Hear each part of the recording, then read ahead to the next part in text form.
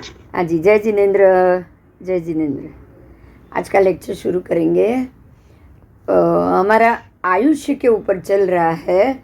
आयुष्य के ऊपर हमने जो लास्ट क्लास में देखा जाना, ये मुद्दा था, उसको मैं डिस्कस करना चाहूँगी। परमात्मा ने इसके मामले में जो बताया है उसको रिपीट करेंगे। गौतम स्वामी ने पूछा था कि जीव आयुष्य का किस प्रकार से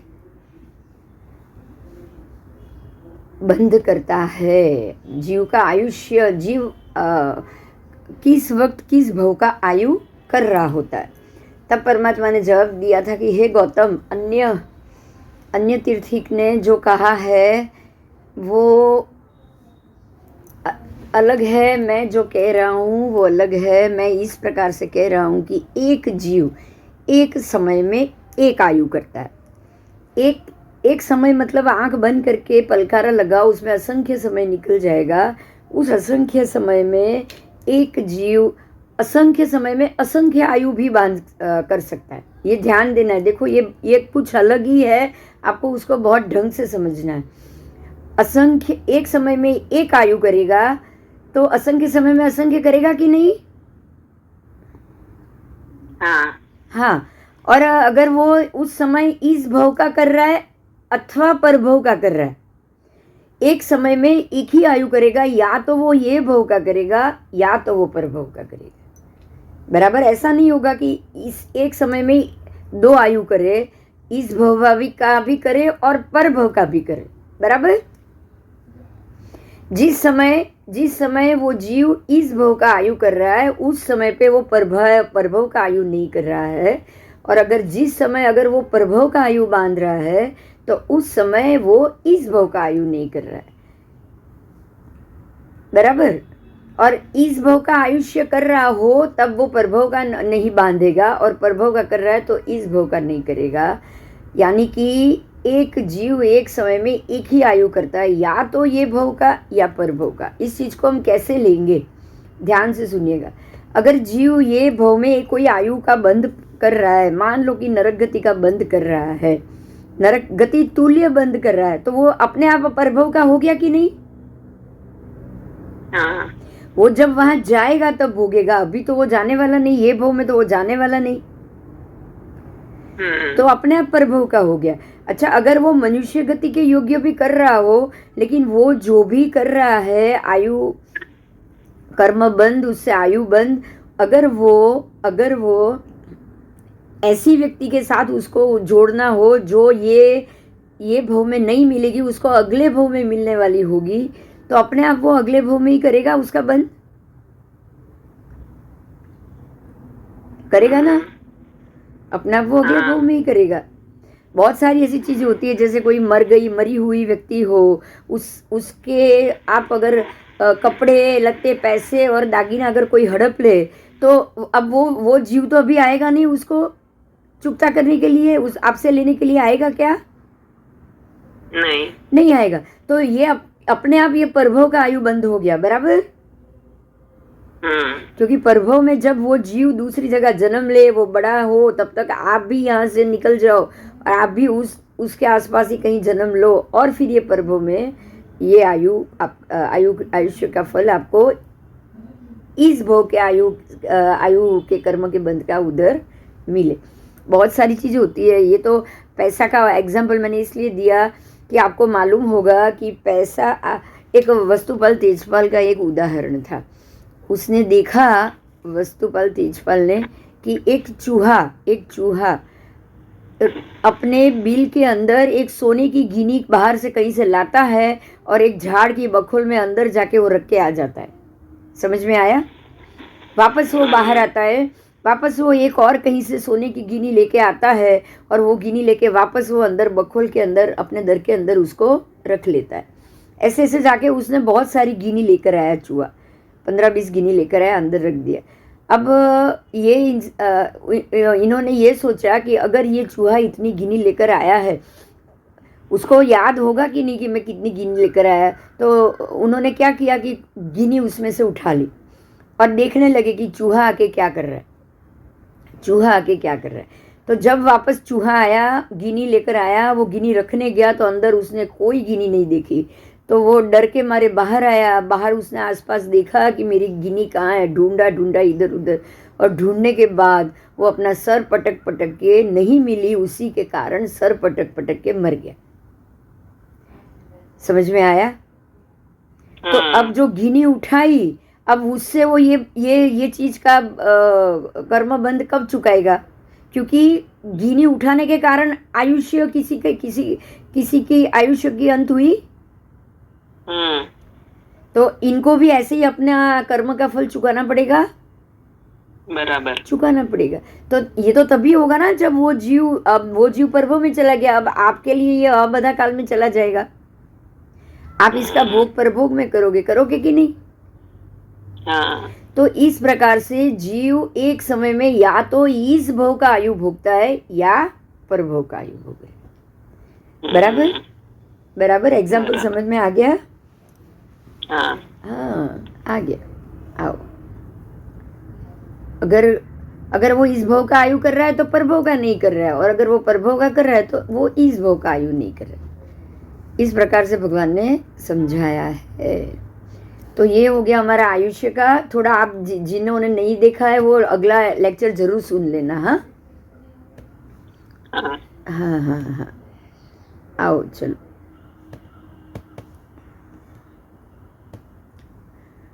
अभी आयुष्य के मामले में ये तो हमने मनुष्य, तिर्यंच, ये सबकी आयु देखी। अब आयुष्य जिनकी असंख्य असंख्य वर्ष तक की आयु हो, उनको ये आयुष्य का पाठ किस प्रकार से उनकी संख्या की गिनती होती है। तो महायुग्म महाराशि, अब जो टॉपिक आ रहा है वो समझने जैसा है, उसी को हम फॉलो करेंगे। हे भगवान, कितने महायुग्मों यानी कि महाराशियों। महायुग्मों का क्या मतलब हुआ। महाराशि, महाराशि का मतलब क्या, बहुत बड़ी असंख्य संख्या में वर्षों का समूह, ये महाराशि हुई। महाराशि का मतलब है नंबर ऑफ इयर्स। कोई भी चीज में नंबर ऑफ, अगर आपके पास पैसा ज्यादा है तो उसको भी महाराशि कहा जाएगा, पैसे की महाराशि। अगर आपके पास सोना ज्यादा है तो वो सोने की महाराशि हुई, है ना। अगर आपके पास हम ये बोलेंगे ना, वो लिक्विड या दूध ज्यादा है तो ये दूध की महाराशि हुई। हाँ बराबर। बस, तो महायुग्मों, उसको महायुग्म भी कहा जाता है। महायुग्म यानी कि महाराशि। तो हे गौतम, कितने महाराशि कितनी होती है। गौतम, भगवान ने जवाब दिया है कि 16 महाराशि होती है। कितनी, 16 प्रकार की महाराशियां। अब महाराशि में भी हम बोल दिए महाराशि मतलब बहुत ज्यादा, वो नहीं चलेगा। बहुत ज्यादा में भी 16 भेद आ गए। कितने आ गए, 16 भेद। 16 भेद। बोलो अब ये 16 भेद समझना हमारे लिए कितना मुश्किल, आप समझ सकते हैं। परमात्मा ने तो कह दिया कि महाराशि मतलब कि असंख्य वर्ष, उसके भी 16 भेद। हम तो एक ही शब्द दे देंगे ना कि महाराशि, बस। तो महाराशि के कितने भेद, 16 भेद। क्यों, क्योंकि मुख्य 4 भेद है। मुख्य 4 भेद है कृत युग्म, फिर से ध्यान से सुनिएगा, फिर द्वापर, फिर त्रयोज और फिर कलयुज। कृतयुग्म, द्वापर, त्रयोज और कलयुज, 4 समझ में आ गया। अब ये चारों को चारों से भागाकार करो, गुणाकार करो, सॉरी, चारों को चारों से गुणाकार करो, तो 4 चौका 16 हो गया। हो गया। अब कैसे किया है देखो, सुनो। कृतयुग्म पहला था, तो कृतयुग्म उसको कृतयुग्म को ही कृतयुग्म से मल्टीपल किया। उसके बाद कृतयुग्म को त्रयोज से मल्टीपल किया, तो दूसरा हुआ कृतयुग्म त्रयोज। अब तीसरा हुआ कृतयुग्म द्वापर, बराबर, और चौथा हुआ कृतयुग्म कलयुज। तो कृतयुग्म को चारों से मल्टीपल किया। अब दूसरा लो द्वापर, तो द्वापर को भी चारों से इसमें दूसरा लिया है त्रयोज कृत। हाँ हाँ, त्रयोज लिया हुआ है तो मैं त्रयोज ही बोलूंगी, इसमें जो लिया है वही। तो त्रयोज को लिया है तो त्रयोज त्रयोज दोनों आएंगे डबल। हाँ नहीं, इसमें पहला ये लिया है कृतयुग्म कल्योज, कल्योज ले लिया है ना, पता नहीं कैसे ले लिया, एक मिनट, लाइन से नहीं लिखा है, मैं एक बार गिन लूँ। हाँ, 1 2 3 4 5 6 7 8 9 10 11 12 13 14 15 16। तो कृतयुग्म कृतयुग्म द्वापर युग्म, कृतयुग्म द्वापर, कृतयुग्म कल्योज, और बस ये 4 हो गए। अब त्रयोज की बात की तो त्रयोज कृतयुग्म बराबर। उसके बाद त्रयोज त्रयोज, त्रयोज को त्रयोज से ही मल्टीपल किया। तीसरा है त्रयोज द्वापर और चौथा है त्रयोज कल्योज। समझ में आ गया? बराबर। अब फिर से और 4 भेद किसके? कृतयुग्म के 4 हो गए, उसके बाद त्रयोज के 4 हो गए, अब आएगा द्वापर के 4। तो द्वापर के 4 बाद कैसे 4 भेद कैसे? तो द्वापर कृतयुग्म पहला, दूसरा द्वापर कल्योज, तीसरा है द्वापर द्वापर, द्वापर को द्वापर से ही मल्टीपल, और चौथा है द्वापर, सॉरी पहले त्रयोज था, फिर से बोल रही हूँ, द्वापर का द्वापर कृतयुग्म, द्वापर त्रयोज, द्वापर द्वापर और द्वापर कल्योज। समझ में आ गया? तो ये 4 हुआ द्वापर का। अब लास्ट बचा है कल्योज, तो कल्योज कृतयुग्म, कल्योज कल्योज कल्योज, अरे कल्योज त्रयोज, कल्योज द्वापर युग्म और कल्योज कल्योज। हो गए चारों। बस चारों को 1 2 3 4 चारों से ही मल्टीपल करना है। इस प्रकार से 16 हो गए। तो ये 16 के 16 भेदों को अलग अलग नाम से हम जानेंगे, उसकी अलग व्याख्या होगी तभी 16 है ना। अब 16 एक का की व्याख्या एक ही हो और उसका रिजल्ट एक ही हो तो 16 भेद क्यों देंगे बोलो? हाँ, इसलिए हमको आपको 16 को अलग अलग ही समझना पड़ेगा। तो अब यहाँ ये देखना है कि हे गौतम, राशि को 4 संख्या के अपहार से, 4 संख्या से अपहार हो, कोई भी राशि को, मान लो कि 1 करोड़ है, उसको 4, उसमें से 4 अपहार हो हर एक समय में। आप 4 निकाल रहे हो, जितनी बाकी बची उसमें से और 4, जो बाकी बची उसमें से और 4, तो आपको कितना समय लगेगा? बहुत ज्यादा। हाँ, आपको जितने वर्ष मिले हैं उसमें से आप रोज खाली 4 ही निकालोगे। मतलब आप उल्टी तरीके से इसको सोचा, आपको कुछ श्वासोच्छ्वास मिले, आप उसमें से रोज 4 ही लोगे तो क्या होगा? लंबा चलेगा ना। हाँ। आपको 1 करोड़ रुपए मिले, उसमें से रोज 4 रुपया खर्च करोगे तो वो लंबा चलेगा कि नहीं? बराबर। हाँ, तो इसलिए इसकी लंबाई बढ़ जाएगी। तो लंबाई कैसे बढ़ेगी? तो सबसे पहले जो, अगर आप 4 संख्या में से जो भी संख्या है उसमें से 4 का अपहार करते रहो और लास्ट में अंतिम में 4 ही बाकी रहे। कितनी बाकी रहे? 4 निकल रहे हो, लास्ट में 4 ही बाकी रहे, तो उस वो लास्ट वाला 4 भी निकल गया तो 0 ही बचेगा ना। हाँ, तो उसको, हाँ, जो લાસ્ટ ક્લાસમાં હું બોલી હતી તને ખ્યાલ હોય તો, કે ઉત્કૃષ્ટ અને જઘન્ય દેવતાઓનું આયુષ્ય શ્વાસોચ્છ્વાસ કેટલા મહિને લે? ખ્યાલ છે? ભવનપતિ દેવ લાસ્ટ ક્લાસમાં, જો હું લાસ્ટ પેજમાં જાઉં પાછું, તમને હમણાં જ મળી જશે સામે જ. હજી તો લાસ્ટ ક્લાસમાં જ ગયું છે ને એટલે તરત જો હું એ, હા હા, કઈ વાંધો નહીં. એમાં ભવનપતિ, એમાં દરેક જીવ કેટલા શ્વાસોચ્છ્વાસ લે છે ને એ વસ્તુ આવી હતી. તો એમાં हमारा भी आयुष्य बन श्वासोच्छ्वास पे। हाँ, आपको मैंने ये भी बताया था, याद आए तो देखो ध्यान से सुनो। आज भी आपको उत्तराखंड में ऐसे ऐसे योगी मिलेंगे जो 700-800 साल के होंगे। हाँ। क्योंकि वो लोग दिन के जितने हो सके कम आधे घंटे में एक श्वासोच्छ्वास लेते। अच्छा। एक श्वासोच्छ्वास लेने के बाद जब लगे कि दूसरा अब जरूरत है तभी लेंगे। तो ऐसी रोज की आदत पड़ जाएगी तो धीरे धीरे, देखो यहाँ लिखा है, मैं फिर से कह रही हूँ, हमारी तो बात है मैंने बता दी, अब मैं महेंद्र देवों की बात है। महेंद्र देवो जगन्य से अधिक 2 पखवाड़िया 15 दिन में एक ही सांस लेते,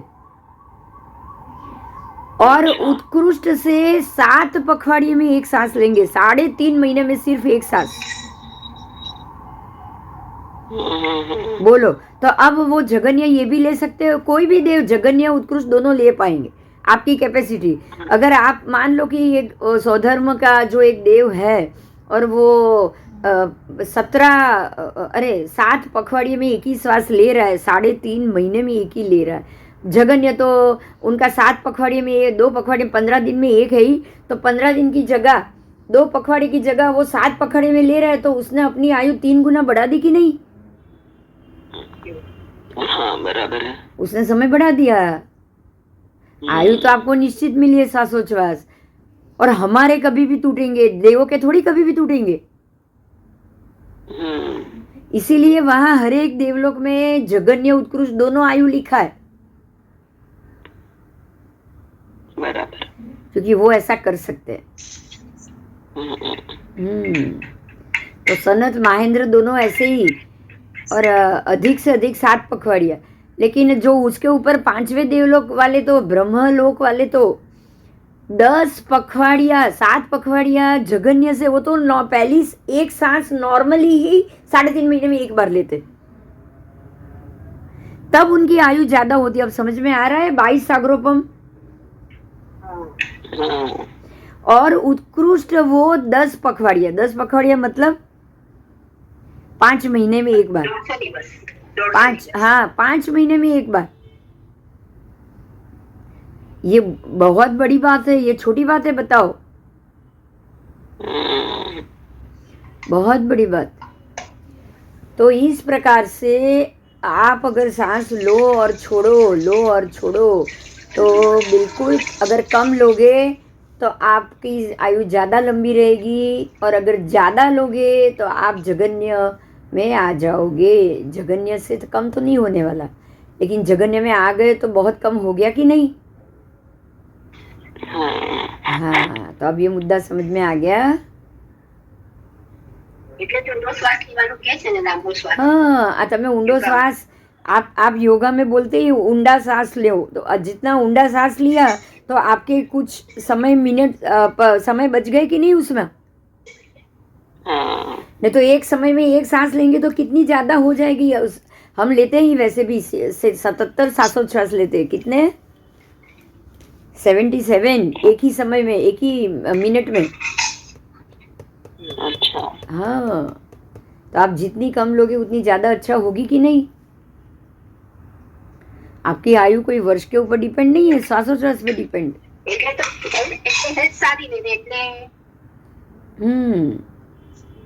और आपको एक बात बताऊं, मैं याद दिलाती हूँ, पहले भी बोला, एक बात याद दिलाती हूँ। आपको पता है भगवान ने कितनी बार 5 मास के उपवास किए? बहुत बार, बराबर? 35 दिन किया था। हाँ, बहुत बार किया। क्यों? ऐसा तो नहीं था ना उनको 6 मास का करना था और तबीयत बिगड़ी और पाना करना पड़ा, ऐसा तो पॉसिबल नहीं है। नहीं, तो उनको जब भी जरूरत लगी उन्होंने आहार लिया। समझ में आया? तो जब भी जरूरत लगे तब भी आहार लो, जब भी जरूरत लगे तभी सांस ले सकते हो कि नहीं? ले सकते। तो ऐसे सांस लोगे तो आपकी सांस वेगत 32 सागरोपम 33 सागरोपम चलेगी कि नहीं? चलेगी, चलेगी। तो इस प्रकार से 4 की संख्या को अपहार रहा तो 4 बाकी रहा, तो वो हुआ कृतयुग्म। अब अगर 4 की संख्या को आप अपहार रहे हो और 3 बचे, शेष 3 बचे, तो क्या होगा? वो हो जाएगा, इसका नाम यहाँ दिया है, अगर ये 3 बचे तो उसको कहा जाएगा कृतयुग्म त्रयोज। क्या कहा जाएगा? कृतयुग्म त्रयोज का मतलब 3, याद रह जाएगा, आप ध्यान दीजिएगा, बराबर? हाँ, कृत युग्म त्रयोज। उसके बाद अगर 4 को आप अपहार और 2 ही बाकी रहे तो द्वापर। वो हो गया कृत युग्म द्वापर। और 4 को अपहारते समय एक ही बाकी रहे तो ये हुआ ओ राशि का कृत युग्म कल्योज। समझ में आया? हाँ, तो इसके अलावा बाकी और भी भेद आएंगे, लेकिन ये 16 महायुग्म का है। तो जगन्य युग्म भी होंगे कि नहीं? ये तो महायुग्म है, बड़ी बड़ी राशियां, तो छोटी छोटी तो होगी कि नहीं होगी? होगी ही होगी। तो यहाँ जगन्य का तो उल्लेख ही नहीं किया, आपको महा बता के ही समझाया है कि कितना नॉर्मली कितना होता है।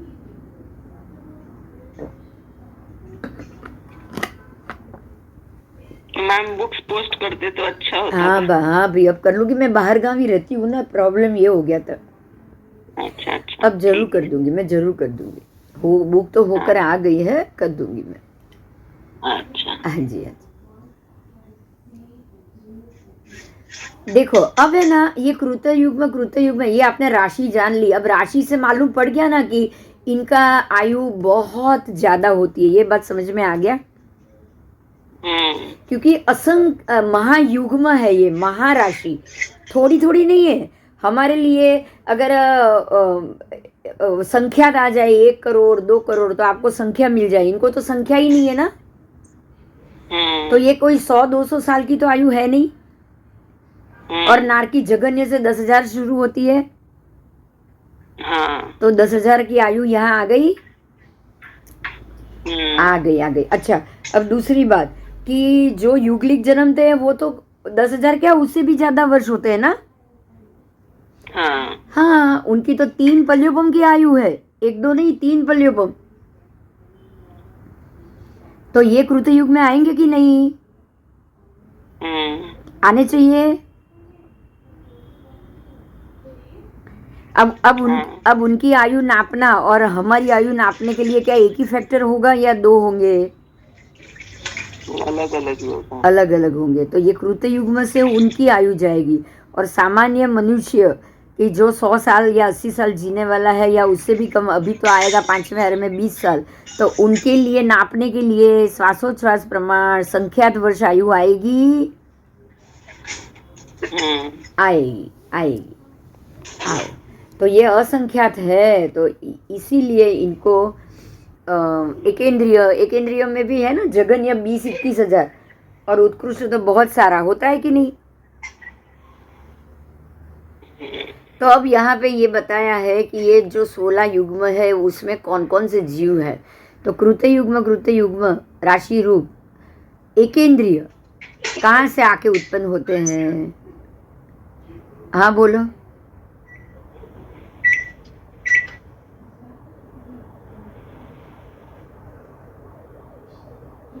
बराबर।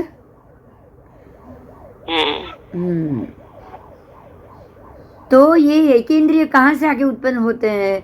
तो परमात्मा कह रहे हैं गौतम, उत्पल उद्देशक में उपपाद कहा है, ऐसे ही यहाँ पे उपपाद कहना है।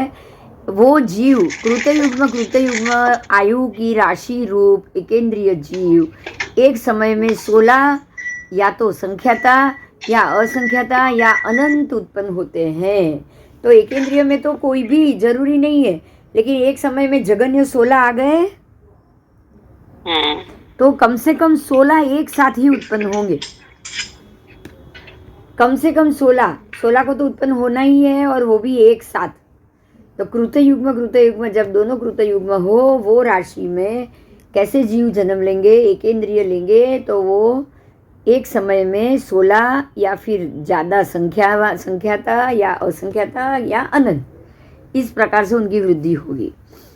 तो हे गौतम, वो जीव समय समय अनंत उसका अपहर होता है, और अनंत उत्सर्पिणी अवसर्पिणी तक अगर उसका अपहर ना किया जाए तो भी वो खाली नहीं होते हैं। तो आप समझ सकते हैं कि कितने ज़्यादा आके जन्म लेते होंगे। बोलो, आप किनारे पे हो, आप उसमें से कुछ भी खाली नहीं कर पा रहे हो, तो मतलब यही हो गया ना कि ये खाली आप नहीं कर रहे हो, मतलब इनकी आयु ज़्यादा लंबी है, हुआ कि नहीं? हाँ। हाँ, ज़्यादा लंबी असंख्यात वर्ष की आयु है। आप खाली करते जा रहे हो तो लॉन्ग समय, तब आपको मालूम पड़ेगा कि कितने वर्ष हुए। बराबर?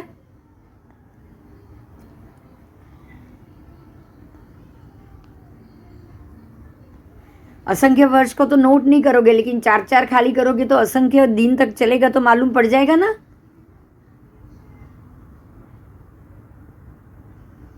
आओ, उनका ज्ञानावरणीय कर्म का, वो ज्ञानावरण कर्म के बंधक है, लेकिन अबंधक नहीं है। मतलब वो बंधक है ज्ञानावरण कर्म के, वो ज्ञानावरण कर्म बांध के आए हुए हैं, लेकिन ऐसा नहीं है कि वो अबंधक है। मतलब यहाँ पे वो ज्ञानावरण नहीं बांध सकते, ऐसा नहीं है। समझ में आया? वो यहाँ भी ज्ञानावरण बांध सकते हैं।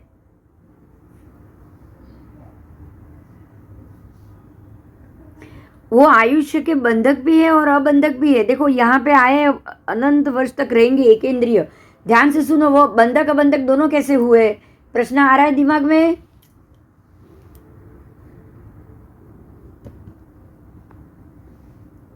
चलो, अब एक इंद्रिय की बात की है। सबसे पहले आपको एक इंद्रिय का हम एक एग्जाम्पल ले लेंगे। एक इंद्रिय में जघन्य आयु 21,000 वर्ष की होती है। अब आप समझ सकते हैं कि एक इंद्रिय, जैसे कि आपने वनस्पति काय में से एक इंद्रिय में से कोथमीर ले ली, कोथमीर तो 21,000 साल तक जिएगी नहीं, सब्जी जिएगी नहीं, फूल पत्ती जिएगी नहीं। तो आप उसको कैसे सोचोगे? क्योंकि आपने कोथमीर का जीव लिया, वो वनस्पति, उसको तोड़ा, फिर काटा, मतलब जीव अंदर से निकल गया, तो वो जीव वहां से निकलने के बाद फिर से उसी योनि में जाएगा, लेकिन 21,000 वर्ष तक वो वहां पे बंधक रहेगा। ऐसे ही एक इंद्रिय में दूसरा अपकाय आएगा, तेऊकाय आएगा, वायुकाय आएगा, सब में ऐसा होगा। समझ में आया? सब में ऐसा होगा। तो आपको ये, હા તો હા પાપ તો લાગવાનું જ છે ને, કારણ કે તમે જેટલી પણ વાપરો છો એટલા જીવ તો ચવીને પાછા ભલે જ એ ત્યાં ઉત્પન્ન થાય, એ એનું નસીબ. સમજાય છે? અને એટલા જ માટે એ લોકોને આ કહેવાય કૃતયુગમાં. સમજાયું કેમ? જગન્ય 21,000 વર્ષ, ઉત્કૃષ્ટ તો ઘણા બધા હશે. જગન્ય જ 21,000 છે, ઉત્કૃષ્ટ ઘણા બધા હશે. તો એટલા વર્ષો સુધી વારે ઘડીએ ત્યાં અપહાર થયો, પાછા જન્મ્યા, પાછો અપહાર થયો, પાછા જન્મ્યા. બોલો, થયું કે નહીં થયું? વારે ઘડીએ જન્મ લો અને મરો અને પાછા ત્યાં જ ઉગો, કારણ કે એટલા વર્ષો સુધી તો એમને ત્યાં રહેવું જ પડશે. એટલા વર્ષો સુધી કેન્દ્રીયમાં રહેવું જ પડશે. એટલે હવે હું આ બોલું છું એ સાંભળજો. હવે એ સેમ વસ્તુ હવે સાંભળજો. જીવ એક સમયે, એક જ મિનિટ, હા, कृतयुग में राशि रूप एकेंद्रिय कहाँ से आकर यहाँ उत्पन्न होते हैं? तो उसके लिए भगवान ने जवाब दिया है कि और कितनी संख्या में? तो एक समय में 16 या फिर ज़्यादा, तो संख्याता और असंख्याता या अनंत जीव उत्पन्न होते हैं. अब आप ये सेंटेंस से भगवान का ये जवाब है, उससे एक चीज़ समझो कि कृतयुग में राशि में अनंत जीव एक एक समय में उत्पन्न होते, एक एक समय में. समझ में आ रहा है? तो इसका अर्थ ये हुआ कि एकेंद्रिय की योनि कितनी ज्यादा हो गई, कितने ज्यादा एकेंद्रिय में जीव हो गए. ये बात समझ में आ रही है? कितने ज्यादा, क्योंकि ये एक समय में कभी जगन्य से 16, उत्कृष्ट से अनंत जीव उत्पन्न होती. एक एक समय में अगर वो अनंत अगर एक एक समय में 16 भी उत्पन्न हो तो कितने सारे हो जाएंगे, आप सोच सकते हो. जगन्य से जगन्य भी उत्पन्न हो तो भी एक एक समय में कितने जीव एकेंद्रिय में जाते हैं. समझ में आ रहा है? हाँ, अब ये बात समझ में आएगी कि हम अगर वनस्पति का आहार, एक इंद्रिय का आहार जितनी बार आहार करेंगे, हमको उतनी बार वो योनि में जाना ही पड़ेगा। और जब भी आपको एक इंद्रिय की गति मिली तो उतनी बार जन्म मरण हो गए तो आपका आना जाना हो गया। देखो अभी आयुष्य समझ में आ रहा है। तो आना जाना हुआ मतलब कि जितनी बार आपका आना जाना हुआ, जितनी बार वनस्पति काल में ही जघन्य उत्कृष्ट समय में आपका जन्म मरण हुआ, तो उतने आयु पहले बंधे पड़े होंगे तो ना आपकी आत्मा के ऊपर अंकोड़े की तरह एक इंद्रिय भव के इतने 21,000 बार आप 21,000 वर्ष तक उधर रहो तो कितनी आयु बंधे हुए पड़े होंगे, आप समझ सकते हो। तभी आप निकलेंगे हम लोग, तभी निकल पाओगे ना। तो ये क्लियर हो गया कि आपके ऊपर एक एक समय में आयु अंकोड़े की तरह लगते ही जाते हैं। अब देखो ये एग्जाम्पल से ध्यान से सुनो। अगर मैं एक ग्लास भर के कोई भी फ्रूट का जूस पी रही हूँ तो फ्रूट जूस में कितने सारे वनस्पति काय के जीव आ गए, एक इंद्रिय के जीव आ गए। तो वो सारे एक इंद्रिय के जीव ऐसे ऐसे एक एक बार में जितने जितने जीव, उसमें जीव की हिलना होगी, हड़ना होगी, वो सारा मेरे आत्मा के ऊपर अंकुड़े की तरह लगेगा कि नहीं लगेगा। और जब भी एक इंद्रिय में जीव आएगा सब एक साथ आपकी आयु कितने कितने भोग की वहां खत्म होगी।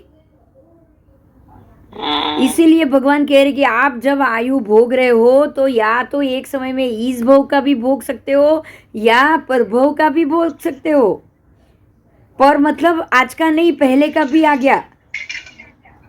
आयु बंद तो पहले का ही होता है ना, आने वाला तो भोग आया ही किधर है। तो अब ये बात क्लियर हो गई आपको। अगर आप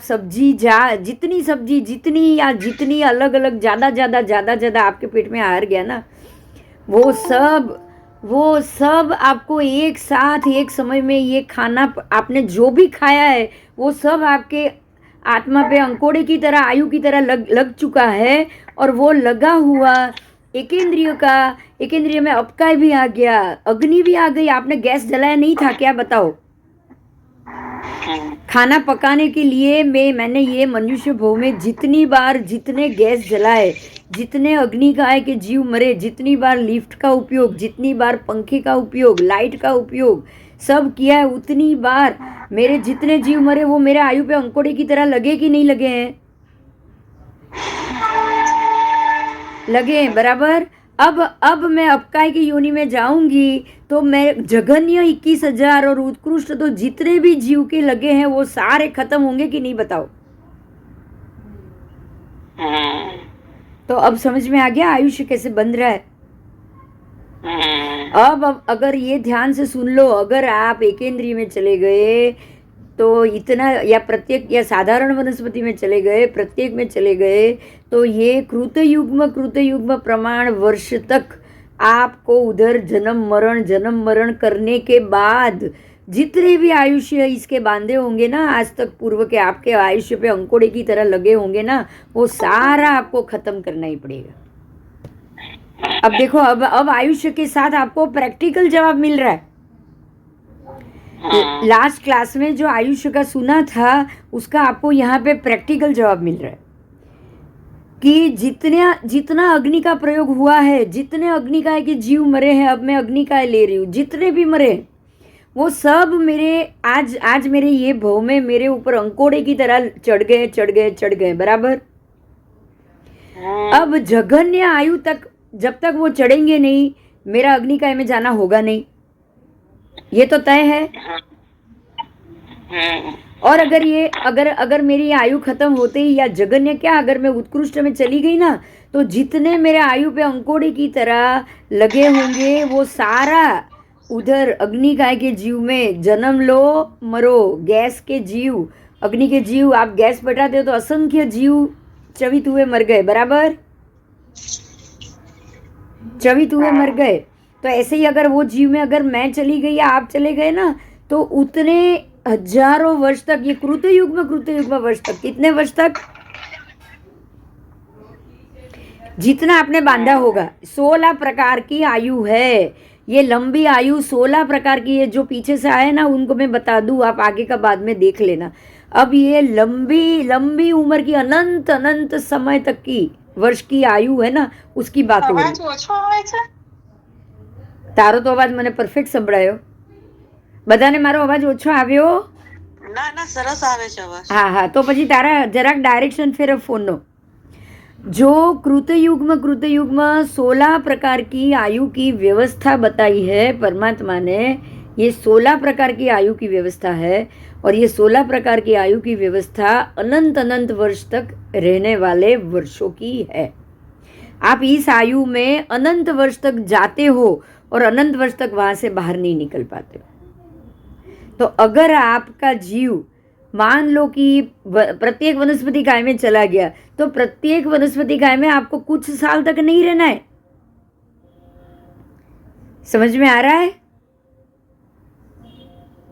कुछ साल तक आप वहां नहीं रह रहे हो, आप वहां अनंत साल तक रह रहे हो, अनंत समय तक रह रहे हो।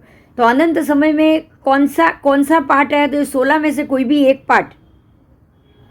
अब समझ में आई मेरी बात?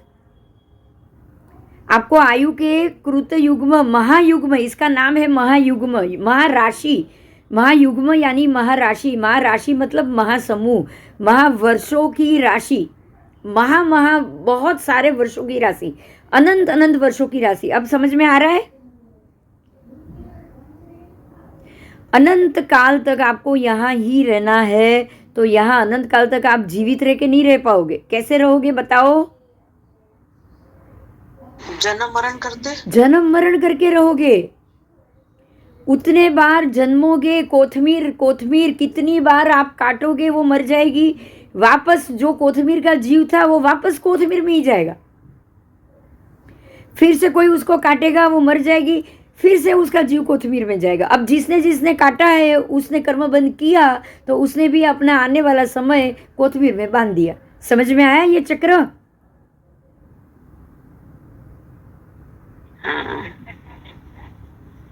समझ में आया ये चक्र?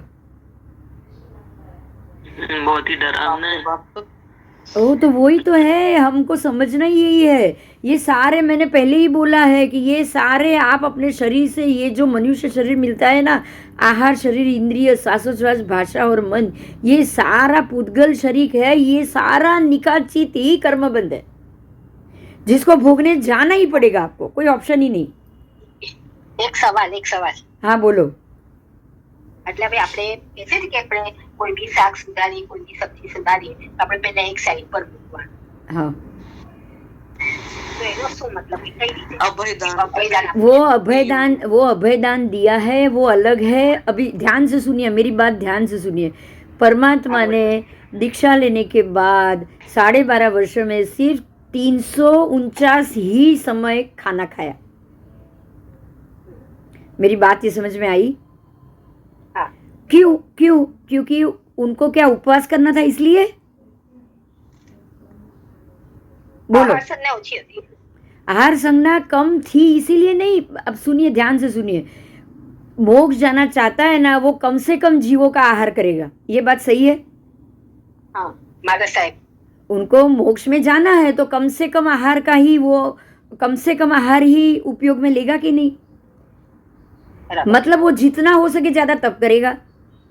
तब इसलिए करेगा कि उसको आहार, ये जीव, वनस्पति जीव, अपकाय के जीव, उसको कम मारने पड़े। अब समझ में आ रहा है? तब करने का हाँ,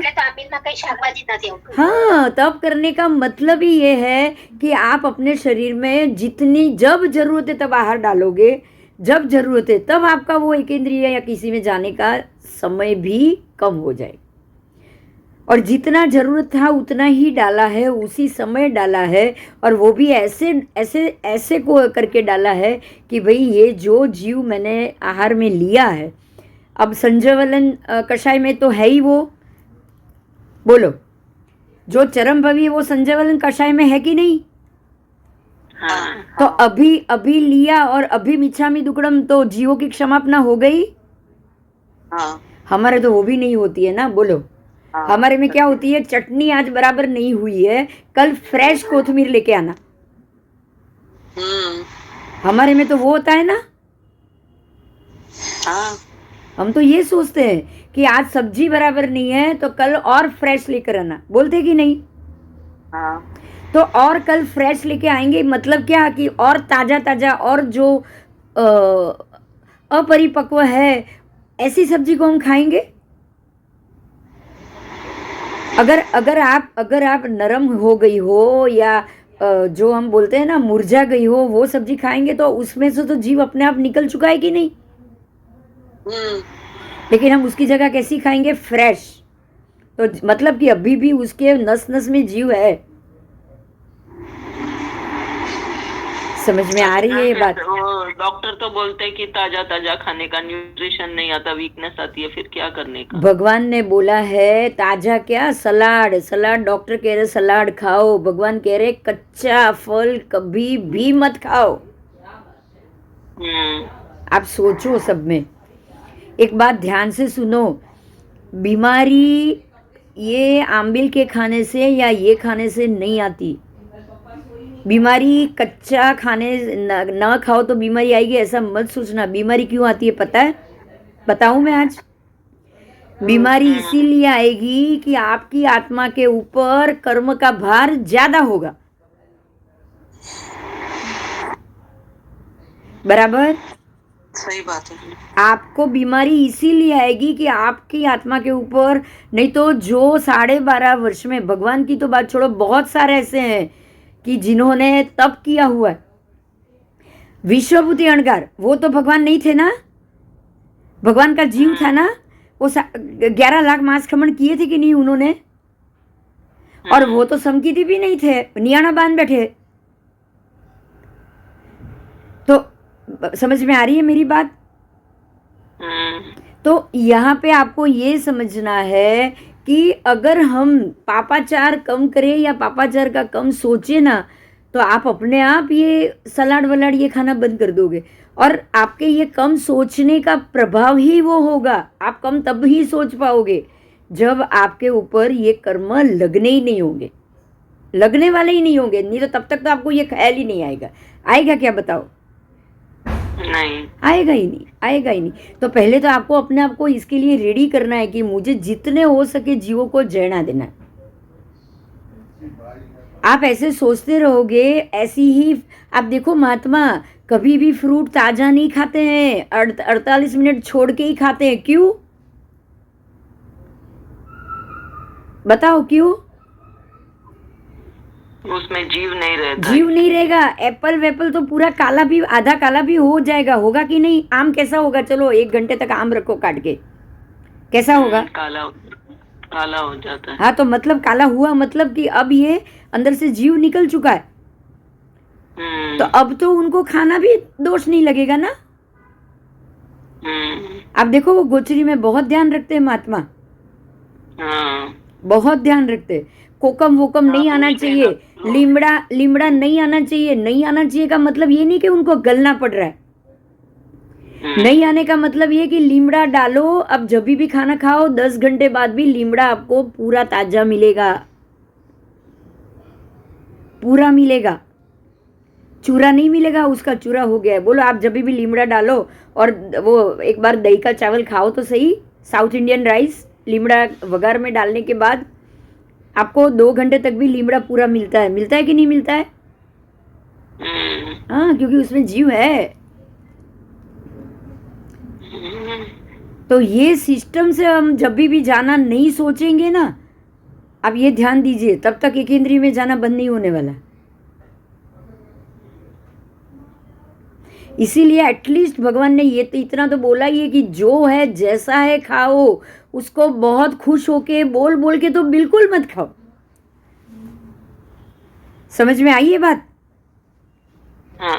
हाँ, बोल बोल के सोच सोच के तो बिल्कुल ही मत खाओ। अब मरुदेवा माता के जीव ने, आप समझ सकते हो कि एकेंद्रिय में से सीधे ही मनुष्य भव और मोक्ष कैसे मिल गया, क्योंकि उन्होंने पहले ये अपने अपने आगे आगे के भव में उन्होंने अपने मन को ऐसे ही पठारा होगा ना, नहीं पठारा होगा क्या बताओ? तो एकेंद्रिय में जाने के बाद भी अधोगति नहीं हुई उनकी।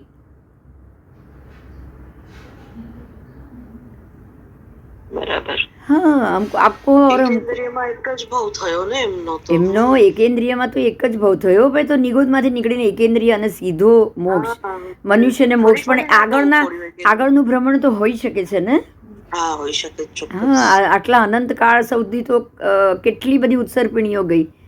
એ આટલી ઉત્સર્પિણીમાં નિગોદમાંથી બહાર જ ન નીકળ્યા હોય એ તો સંભવ નથી.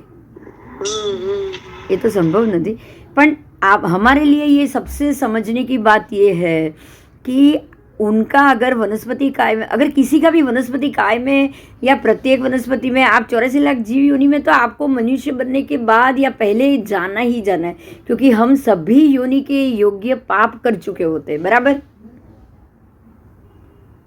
आप मनुष्य भव में सभी योनि के योग्य पाप कर चुके हैं कि नहीं कर चुके हैं?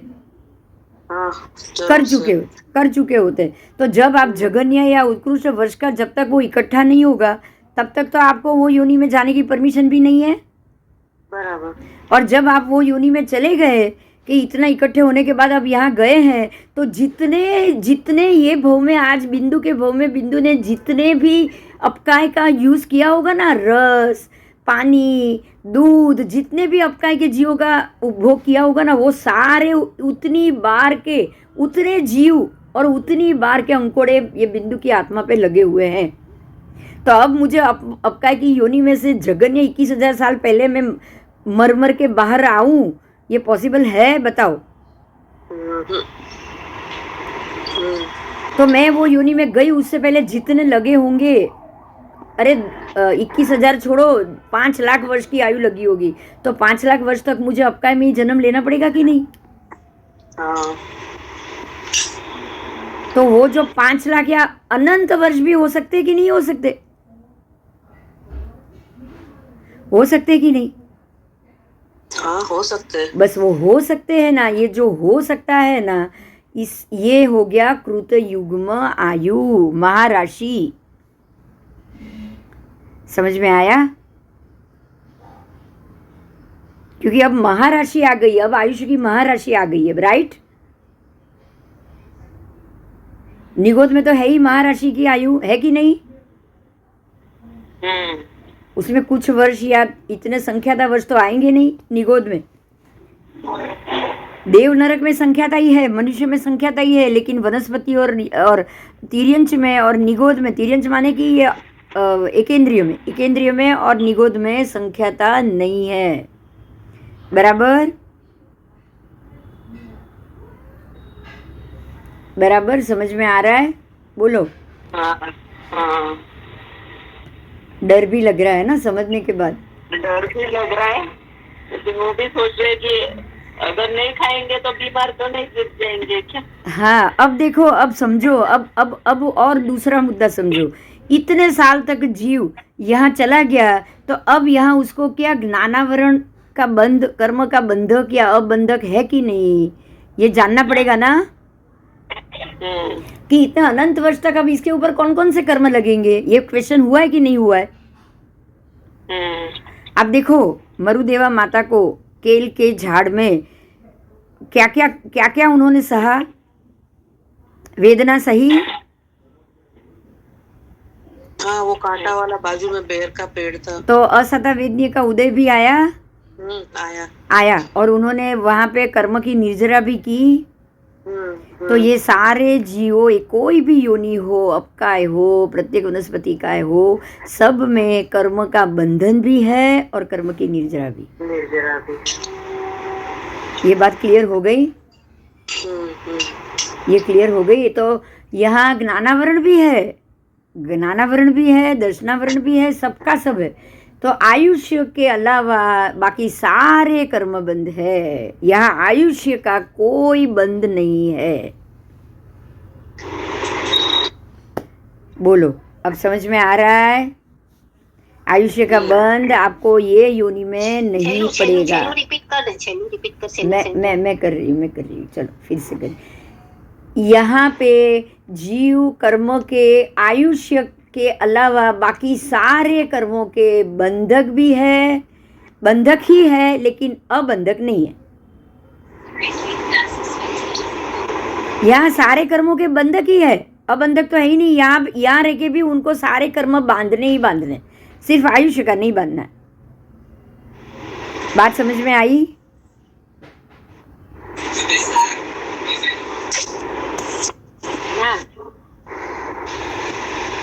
बोलो, कुछ बोलो, सवाल हुए ही होंगे। नहीं समझ आई। हाँ, नहीं सवाल समझ हुए ही होंगे। देखो यहाँ पे आप सातों कर्म के बंधक हो, साते कर्मों के बंधक हो, मतलब आप यहाँ सातों कर्म बांध सकते हो, बराबर? हाँ। ज्ञानावरण भी बांधोगे कि नहीं? आपको पता ही नहीं है कैसे जीना है, क्या करना है। वो बेर के झाड़ को मालूम ही नहीं था कि मेरे कांटे के कारण ये केल के झाड़ का शरीर का चीरा हो रहा है। उसको पता चलेगा? बताओ। उसको ज्ञान मिलेगा कि मेरे को वो उसके पत्ते से बच के रहना है, मेरे को नहीं हिलना डुलना है? नहीं, क्योंकि मन ही नहीं है, कहाँ से ज्ञान होगा? बोलो। संगनी तो है ही नहीं। अब संगनी नहीं है तो ज्ञानावरण का बंधक हुआ कि नहीं, ये सोचो। चलो, संगना ही नहीं है, बुद्धि ही नहीं है, तो जो विभंग ज्ञान और जो मति अज्ञान श्रुत अज्ञान बांधेगा कि नहीं बांधेगा? बांधेगा, क्योंकि अज्ञान ही बांधेगा। बाकी की इंद्रियां भी नहीं है। बाकी की इंद्रिय भी नहीं है तो अज्ञान तो बांधना ही है ना। एक इंद्रिय तो है, एक इंद्रिय तो है ही, एक इंद्रिय तो वो है ही। तो अज्ञान ज्ञानावरण तो उसको बांधना ही बांधना है। बांधना है कि नहीं बताओ? बराबर, ज्ञानावरण बांधना है। अब दर्शनावरण की बात करें, दर्शनावरण का मतलब सम्यक दर्शन ना हो तो दर्शनावरण। अब सम्यक दर्शनी थोड़ी यहाँ आने वाला है, और आने के बाद संगना तो है ही नहीं, थोड़ी सम्यक दर्शन जागने वाला है, बताओ। अब एक इंद्रिय में मन तो है ही नहीं, मन पंचेंद्रिय में आएगा। एक इंद्रिय, बे इंद्रिय, ते इंद्रिय, चौरिंद्रिय तक कोई मन नहीं होता। तो जब मन नहीं है तो सम्यक दर्शन है नहीं, मिथ्या दर्शन भी है, बोलो। नहीं है, उसको कुछ नहीं मालूम पड़ रहा है, तो अपने आप दर्शनावरण का बंद हो गया। दर्शनावरण भी अपने आप हो गया। अब ज्ञानावरण, दर्शनावरण, अब वेदनी है। वेदना भोग रहा है कि नहीं? वेदना तो वो भोग ही रहा है शरीर से। तो वेदनीय का बंधक हुआ कि नहीं हुआ? हो रहा है। अब अच्छा, वेदनीय, अगर वेदनीय भोगने के लिए तो इधर आया है पूर्व के कर्मों का हिसाब चुकाने के लिए, तो वेदना नहीं होगी, ये तो पॉसिबल ही नहीं है, बराबर? हाँ, तो वेदनीय भी बंधक है, वेदनीय का भी ये बंधक है, बराबर? अच्छा, जैसे बंधक है वैसा वेदक भी है कि नहीं? हाँ, वेदक भी है। वेदक भी है, निर्जरा भी कर रहा है। बस निर्जरा भी कर रहा है। ज्ञानावरण का वेदक भी है कि नहीं? है। क्यों? क्योंकि अपने मति ज्ञान श्रुत ज्ञान का वेदन भी तो कर रहा है, विभंग ज्ञान का वेदक भी तो कर रहा है, वेदन भी हो रहा है ना? हो रहा है। तो इसीलिए ये जो 7 कर्म है, धीरे धीरे चलो वेदनीय आ गया, अब मोहनीय आ गया, तो मोहनीय का बंधक तो अपने आप हो गया, क्योंकि मिथ्यात्व तो बांध ही रहा है और मिथ्यात्व को वेद भी रहा है, दोनों कर रहा है। मिथ्यात्व मोहनीय लेकर बैठा है ना इधर। अब इसके बाद आओ गोत्र, नाम, गोत्र, नाम। देखो यहाँ कोई भी नाम कर्म का बंधक, शुभ नाम का बंधक है या अशुभ नाम का बंधक है? बताओ। बंधक तो है कि नहीं? दोनों का बंधक है कि नहीं? देखो, मरुदेवा माता ने शुभ नाम का बंधक किया, तभी वो मनुष्य भव और मोक्ष गए, यहाँ ही रहते हुए। किया कि नहीं? और बाकी अशुभ का करते हैं कि नहीं करते? आप दूसरे को पीड़ा दोगे, कांटे का वृक्ष दूसरे को पीड़ा देगा, तो अशुभ नाम का बंध भी किया। तो अब नाम का भी किया, गोत्र का भी हुआ। यहाँ गोत्र तो है ही नहीं, उनको कोई शुभ गोत्री तो है ही नहीं। शुभ गोत्री है कोई यहाँ पे वनस्पति का या पृथ्वी का में? नहीं। नहीं है तो नाम गोत्र अंतराय, अंतराय तो मिल ही रहा है।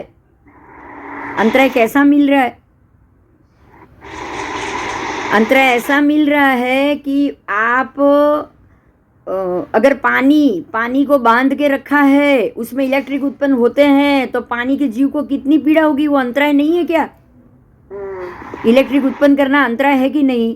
है, बहुत बड़ा है। आप ग्राइंडर में पानी भर को डालो और एक टमाटर डालो और टमाटर का जूस बनाओ, बोलो पानी के जीव को अंतराय है कि नहीं?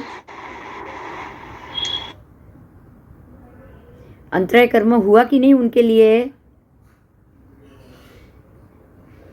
वीर्यांतराय हुआ कि नहीं?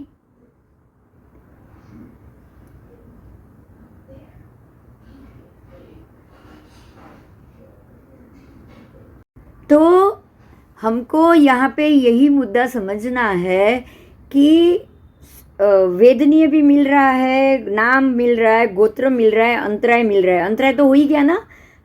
आपको बहते हुए पानी को बांध दो तो अंतराय हुआ कि नहीं?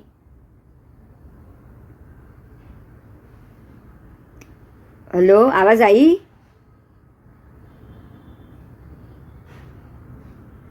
उसके बाद पानी को ग्राइंड कर रहे हो तो वो भी अंतराय हुआ ना? हुआ ना। पानी को बर्फ बनाओगे तो भी अंतराय होगा कि नहीं?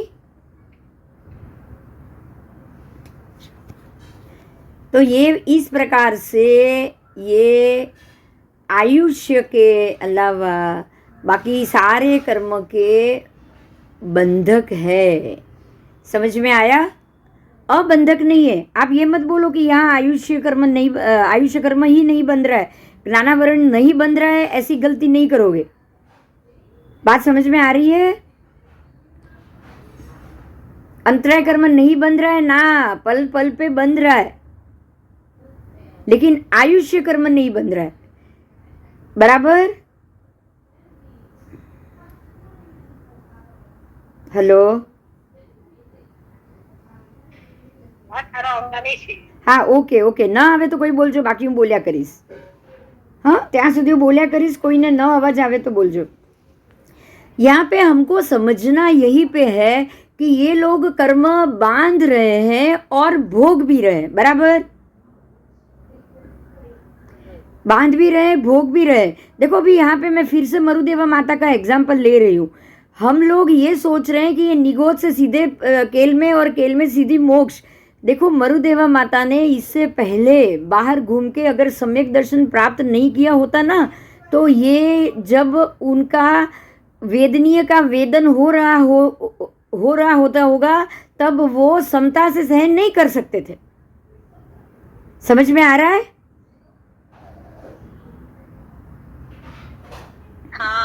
हाँ, जब वो कर्म का वेदन कर रहे थे, इसीलिए यहाँ पे खत्म हुआ, क्योंकि वो बंधक नहीं थे, वो वेदक थे. समझ में आ रहा है? आप मेरी बात समझ में आ रही है? हाँ. तो आपको यहाँ ऐसा नहीं सोचना है कि आप यहाँ बंधक ही होंगे, आप यहाँ वेदक भी हो सकते हो. आप यहाँ वेदक के हिसाब से भी हो सकते हो. यहाँ कौन सा जीव वेदक है, कौन सा जीव बंधक है, वो उनके ऊपर लगे हुए कर्म के जो आयुष्य के अंतर हैं, उसी से ये तय होगा. अगर वो वेदक है तो नया आयु नहीं बंधेगा. बराबर? बराबर. और अगर वो बंधक है तो नया आयु बनता जाएगा. हाँ. हाँ, मतलब अगर आप ये चीज को सम्यक, अगर वो जीव केल का झाड़ उस वक्त सम्यक दृष्टि अगर उसको पहले मिली है और वो ना राग ना द्वेष की अवस्था में है, तो वो जब उसको पीड़ा मिल रही है ना, वो किसी और को जिम्मेदार नहीं मानेगा. बराबर? उसको वो जो बोरडी के जो पान थे, जो कांटे वाले थोर के जो डाली थी, उससे उसके पान कट रहे थे, वो उसके ऊपर गुस्सा अंदर से अंदर नहीं करेगा. तभी वो वेदक में आए, नहीं तो बंधक में चले जाते. राइट? हाँ. तो आप यहाँ बहुत सालों तक अगर आप वेदक रहोगे तो आप ये सारे कर्मों से छूट जाओगे. और अगर आप ये वेदक की जगह आप आपके मन में राग द्वेष, देखो यहाँ राग द्वेष अंदर पड़े हुए, यहाँ मन नहीं है लेकिन अंदर पड़े हुए कर्म तो काम कर रहे कि नहीं कर रहे? सत्ता में तो रहते हैं। सत्ता में तो पड़ा हुआ आपका जो भी मन होगा या जो भी वेदना या पीड़ा को सहन शक्ति वितरागता होगी वो तो सत्ता में होनी चाहिए, होनी चाहिए। अगर आपके अंदर पहले वितराग अवस्था आ चुकी है तो आप यहाँ पे ये सब चीजों को संभाव से सहन करोगे, तो आप यहाँ पे वेदक बन गए, बाद बंधक नहीं बने। ये बात समझ में आई? हाँ, अगर नहीं है सम्यकदर्शी पहले नहीं आया, इसलिए बोला है हमने, पहले भी ये पढ़ चुके, सम्यक दर्शन 1.5 लाख प्रकार का है, आता है जाता है, 1.5 लाख बार आता है जाता है। पढ़ाई कि नहीं?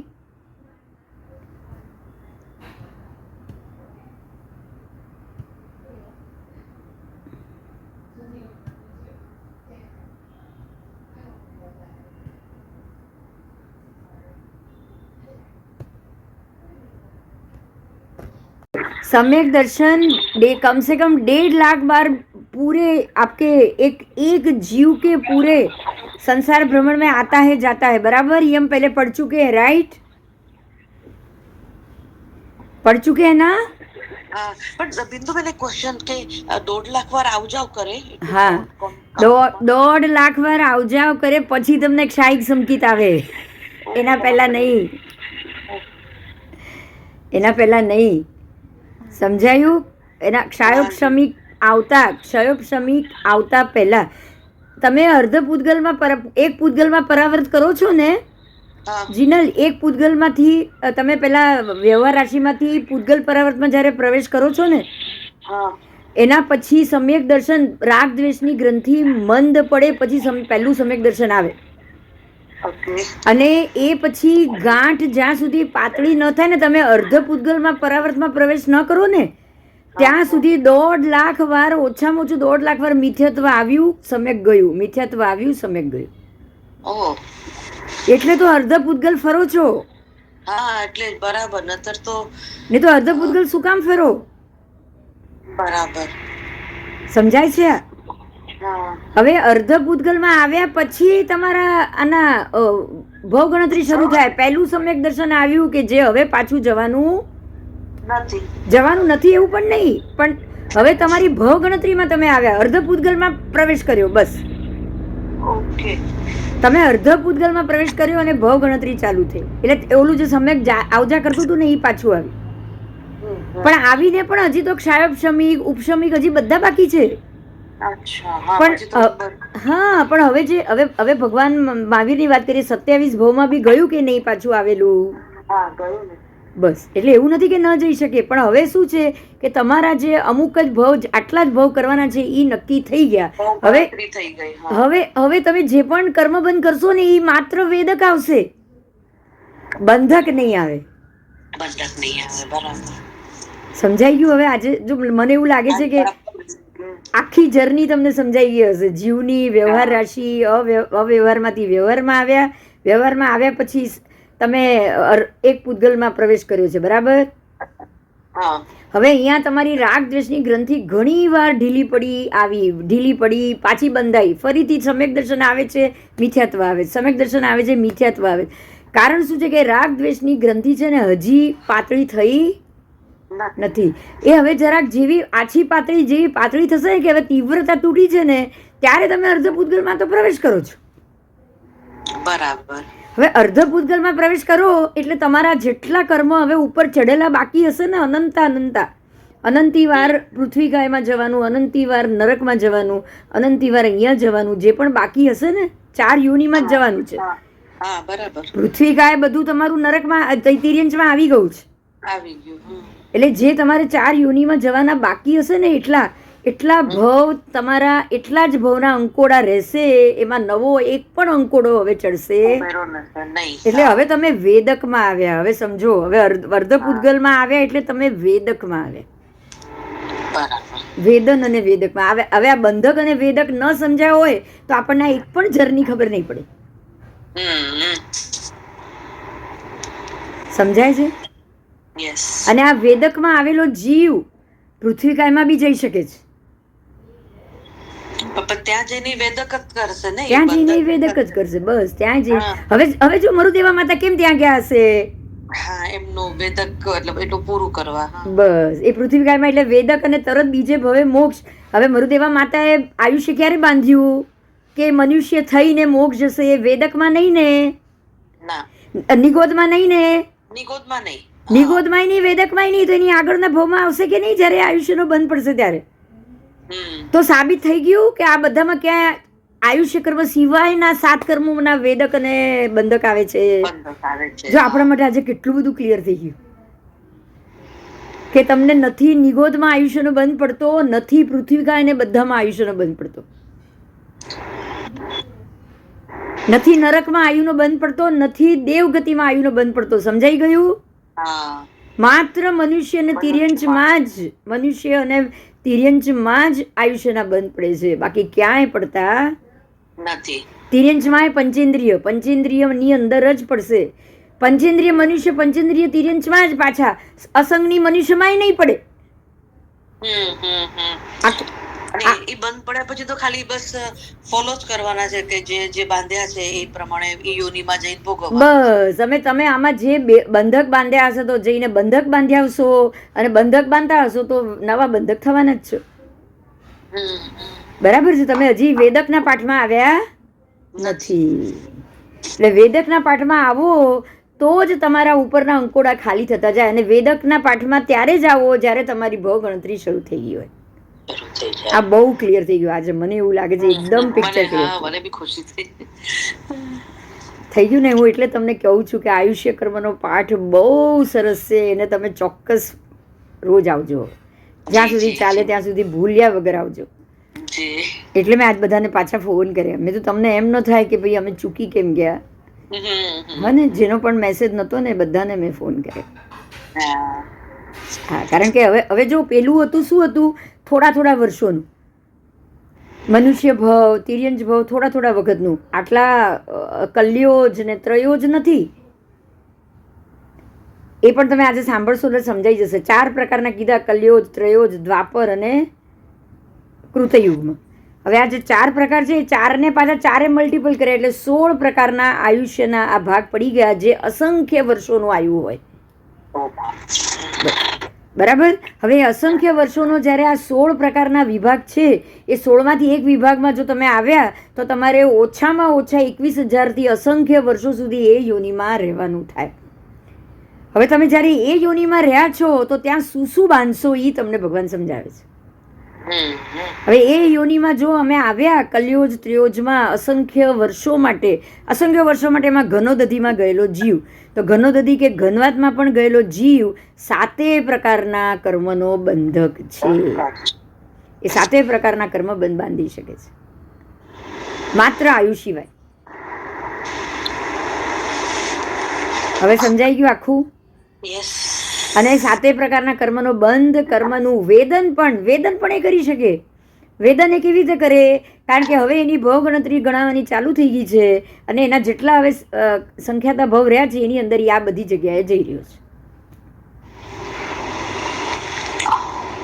બરાબર?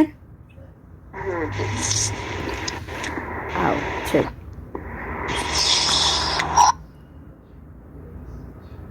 તો આ જીવો જ્ઞાનાવરણના વેદક છે,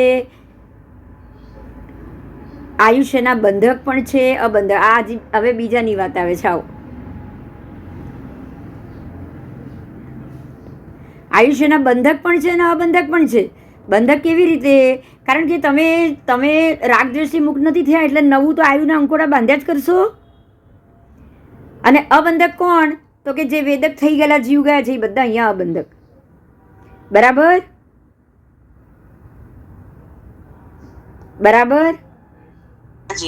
અહીંયા બંધક પણ છે. કોણ? કે જેનું હજી કોઈ આયુષ્ય, જેને હજી કોઈ સમ્યક દર્શન આવ્યું નથી, એનું તો ફરિયાદ કરવાનું છે ને ભાઈ. એનું તો ફરિયાદ કર. અચ્છા, જે અહીંયાથી આપણે કહીએ ને જાતિ ભવ્ય જીવો, કે જે ઘનોદધિમાંથી બહાર જ નથી નીકળવાના, પણ એ પહેલી નારકીની ઘનોદધિમાંથી બીજી નારકીની ઘનોદધિમાં તો જઈ જ શકે છે ને. હા હા બીજામાંથી ત્રીજામાં તો જઈ જ શકે છે ને. જઈ શકે છે. હા તો બીજાના ને ત્રીજાના ચોથાના જે સાથે સાથેના ઘનોદધીના જીવો સાથે તો એનો ઉત્પાદ ચાલુ જ રહેવાનો. ચાલુ જ રહેવાનું. તો એ કર્મનો બંધ તો રહ્યા જ કરવાનો, યસ કારણ કે જીવ તો એ પણ છે.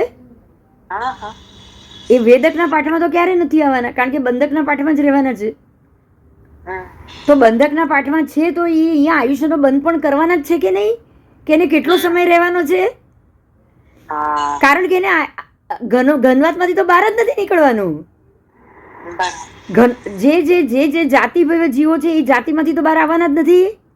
ના તો એ જાતિમાં રહીને આયુષ્યનો બંધ નહીં કરે તો એ એક જાતિમાંથી એ જ જાતિમાં રહીને સમજો કે ઘનોદધીની જાતિમાં છે અને એ જાતિ ભવ્ય જીવો છે, તો ઘનોદધીમાંથી તો ક્યારે બહાર જ નથી નીકળવાના. તો પહેલી નારકીમાંથી સાતમી નારકીની ઘનોદધીમાં જશે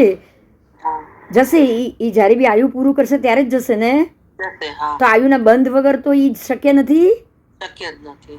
એટલે જે જીવ જાતિ ભવ્ય છે આ જાતિમાંથી બહાર નથી આવવાના, એ તો અહીંયા આયુ પણ બાંધવાના છે. એ જ જીવો બાંધશે. અને વેદક પણ છે, એ વેદવાના પણ છે. બોલો, વેદવાના છે કે નહીં? વેદવાના છે. સમજાઈ ગયું? હમ. એટલે આ ઘનોદધીમાં બે પ્રકારના જીવ આવશે. એક આવશે જાતિ ભવ્ય ઘનોદધી, જે ક્યારેય અહીંયાથી બહાર નથી નીકળવાનો. એ અહીંયા આઠે કર્મનો વેદક અને બંધક થશે. અને બીજો ભવ્ય જીવ જે અહીંયાથી બહાર નીકળવાનો છે, એટલે એ બહાર નીકળવાનો છે એના માટે એ 7 કર્મનો બંધક અને વેદક થશે. આ ક્લિયર થયું? યસ. બોલો, હવે કંઈ પ્રશ્ન હોય તો બોલો. આજે બહુ સરસ, બહુ જ મજા આવે છે. મને બહુ મજા આવે છે આજે કે આપણને ઘણું સારી રીતે અને ઘણું વ્યવસ્થિત રીતે આપણે ભણી રહ્યા છીએ. બિંદુબેન, એક પ્રશ્ન છે. હા બોલો. આપે કીધું કે આ લોકો મતલબ પૃથ્વીકાયમાં હોય તો આયુષ્યનો બંધ ન કરે. પૃથ્વીકાયમાં હોય તો આયુષ્યનો બંધ ના, એટલા માટે કે ત્યાં આયુષ્ય ભોગવવા ગયું છે. એટલે મતલબ બંધ એ જ કરશે. જો ફરીથી આયુષ્ય બંધ ન કરે. ફરીથી એ જીવ પેલો હોય ને જાતિ ભવે, તો એ નહીં કરે, તો જ એ નહીં, તો એ કરશે. તો કરશે. હા તો એ કરશે, તો કરશે. કારણ કે એને તો આ જાતિમાંથી બહાર જ નથી આવવાનું. હા, એટલે એને તો કરવો જ પડશે, કેમ એને અહીંયા કેટલો સમય રહેવાનું છે. બરાબર. એટલે જ આમાં બંધક પણ છે, અબંધક પણ છે. બધા જીવો માટે જ્યારે કોમન ગણો છો ત્યારે દરેક જગ્યા. ફરીથી સમજાવું, સમજી લો. 84 લાખ યોનિમાં બંને પ્રકારના જીવો જશે. જે જીવને એ યોનિમાંથી બહાર જ નથી આવવાનું, ક્યારે એ જાતિમાંથી બહાર જ નથી આવવાનું, એ અહીંયા આઠે કર્મનો બંધક અને વેદક બંને હશે. બરાબર? અને જે જીવ જાતિ ભવ્ય નથી, ભવી અને અભવી છે, જે આ જાતિમાંથી બહાર નીકળીને કોઈ પણ જાતિમાં જન્મ લેવા માટે શક્તિમાન છે, એ બધા જીવો અહીંયા 7 જ કર્મનો આ બધી જગ્યાએ પૃથ્વીને એ બધામાં માત્ર મનુષ્ય, સંઘની મનુષ્ય અને સંઘની તિર્યંચ છોડી દરેક જગ્યાએ આયુષ્ય કર્મનો અબંધક બનશે. હવે ક્લિયર થઈ ગયું વધારે? હા, આયુષ્ય ત્યાં જ બાંધશે. આયુષ્ય ત્યાં જ બાંધશે કે જ્યાં એના વેદકનો સમય ચાલુ નથી થયો ત્યાં સુધી. સમજાય છે? આ જ્યાં સુધી એનો સમ્યક દર્શનનો સમય ચાલુ નથી થયો ત્યાં સુધી, જ્યાં સુધી એની ભવ ગણતરી ચાલુ નથી થઈ ત્યાં સુધી, જ્યાં સુધી અર્ધ પૂતગલમાં પ્રવેશ નથી કર્યો ત્યાં સુધી. આ ચારનો મતલબ એક જ છે. સમજાઈ ગયું? અર્ધ પૂતગલમાં પ્રવેશેલો જીવ ભવ ગણતરીમાં આવી ગયો. હા કે ના? આવી ગયો. ભવ ગણતરીમાં આવી ગયો. અને ભવ ગણતરીમાં આવી ગયેલો જીવ હવે બંધક છે? હવે નવા કર્મનો બંધક નથી. હવે આઠે કર્મનો બંધક નથી. હવે આઠે કર્મનો માત્ર વેદક છે. માત્ર વેદક. એટલે એને 3 જ ભવ કેમ? જો યાદ રાખો, ત્રીજે ભવે મોક્ષ કેમ? આ ક્ષાયિક સંકિત વાળા માટે છે. હજી પણ પેલું હતું તમારું ભવ ગણતરી વાળા માટે. હવે તમે ચરમ ભવી આવ્યા ક્ષાયિક સંકિતિ. સમજાય છે? ક્ષાયિક સંકિતિ, ક્ષાયિક સંકિતિને ત્રીજે ભવે મોક્ષ. શું કામ? કારણ કે એને તો હવે બાકીની જાતિમાં પણ જવાનું બંધ થઈ ગયું. ક્ષાયિક સંકિતિ નરકમાં જશે તો નરકના બધા જ ભોગવીને બહાર નીકળી ગયો, હવે કોઈ બીજા એકે ભાવમાં જવાનો કર્મબંધ છે? નથી. અસંગનીમાંથી બી નીકળી ગયા. ક્ષાયિક સમકીતી એ ક્યારે બન્યો? હવે પેલા એ વિચારો, મનુષ્ય અને તિર્યંચ સંગની મનુષ્ય સિવાય ક્ષાયિક સમકીતી તો સંભવ જ નથી. સંભવ જો મજાની વાત આ જ, ક્ષાયિક સમકીતી કોણ બાંધશે? ક્ષાયિક સમકીત કોણ બાંધશે? માત્ર સંગની પંચેન્દ્રિય મનુષ્ય. અસંગની પંચેન્દ્રિય માત્ર સંગની પંચેન્દ્રિય મનુષ્ય એ ત્યારે જ બાંધશે ક્ષાયિક સમકીત જ્યારે એના નરક તિર્યંચના તો ભાવો બધા પૂરા થઈ ગયા હશે, આયુષ્યના અંકોડા પૂરા થઈ ગયા હશે. હવે મરુદેવા માતાને યાદ કરો.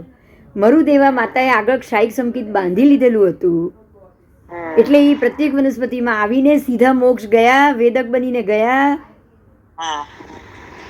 પ્રત્યેક વનસ્પતિ આવીને સીધા મનુષ્યને એ જ ભવે મોક્ષ ગયા, કારણ કે એને અહીંયા જતા પહેલા 2 જ ભાવ બાકી છે, એને પાછળના ભાવમાં બાંધ્યું છે. રાઈટ? જ્યારે એને બાંધ્યું છે ત્યારે, જ્યારે એમણે બાંધ્યું છે ત્યારે કે હવે એને એક વનસ્પતિ કાયનો ભાવ લઈને સીધું મનુષ્ય બનીને મોક્ષ જવાનું છે. બરાબર? એટલે ક્ષાયિક સમ્યકત્વ આવનાર મનુષ્યને એક ભવથી વચ્ચે આંતરું વધારે હોતું નથી. મરુદેવા માતાએ ક્ષાયિક નથી બાંધ્યું, કારણ કે એમને તો નિગોદનો ભવ આવ્યો, પ્રત્યેક વનસ્પતિ કાયનો ભવ આવ્યો. એટલે ક્ષાયિકનો ઉદય નથી બાંધ્યો છે, ઉદય નથી આવ્યો. જો તમે હવે વિચારો કે એમને આનો ઉદય ક્યારે આવ્યો? મરુદેવા માતામાં જ આવ્યો ને. બાંધેલું પહેલા હશે કે નહીં? સેમ કૃષ્ણ રાજાને થયું, એમણે ક્ષાયિક સમ્યકત્વ અત્યારે બાંધ્યું છે કૃષ્ણના ભવમાં, હજી 4 ભવ સુધી તે ઉદયમાં નથી આવવાનું કે નહીં? બરાબર. બધી વસ્તુ સમજાઈ રહી છે? સમ્યકત્વ અને તમને ભવ ગણતરી સમજાઈ રહી છે? યસ. સમ્યકત્વથી ભવ ગણતરી ચાલુ થઈ ગઈ, શ્રેણિક રાજાની પણ અને મરુદેવા માતાની પણ ભવ ગણતરી ચાલુ થઈ ગઈ છે. પણ ક્ષાયિક સમ્યકત્વ સત્તામાં ત્યારે જ આવશે જ્યારે એમના તિર્યંચના બી ભવ, તિર્યંચના ભવમાં થોડીક ક્ષાયિક સમકીત સત્તામાં હોય, વનસ્પતિ કાયમાં થોડીક ક્ષાયિક સમકીત સત્તામાં હોય. ન જોય વનસ્પતિ, પ્રત્યેક વનસ્પતિ કાયમાં કઈ ક્ષાયિક સમકીત સત્તામાં હોય, પણ ઉદયમાં તો ન જોય ને. ઉદયમાં તો ન જ આવે, સત્તામાં તો અંદર પડેલું જ હોય. નરક ગતિમાં સત્તામાં પડેલું હોય, ઉદયમાં તો ન હોય ને. હા, તો ક્ષાયિક સમ્યકત્વ આવ્યા પછી તો છેલ્લો ભવ, સત્તામાં આવ્યા પછી છેલ્લો ભવ. અને ક્ષાયિક સમ્યકત્વ આવ્યા પછીના બાકીના ભવો વેદક કે બંધક? વેદક.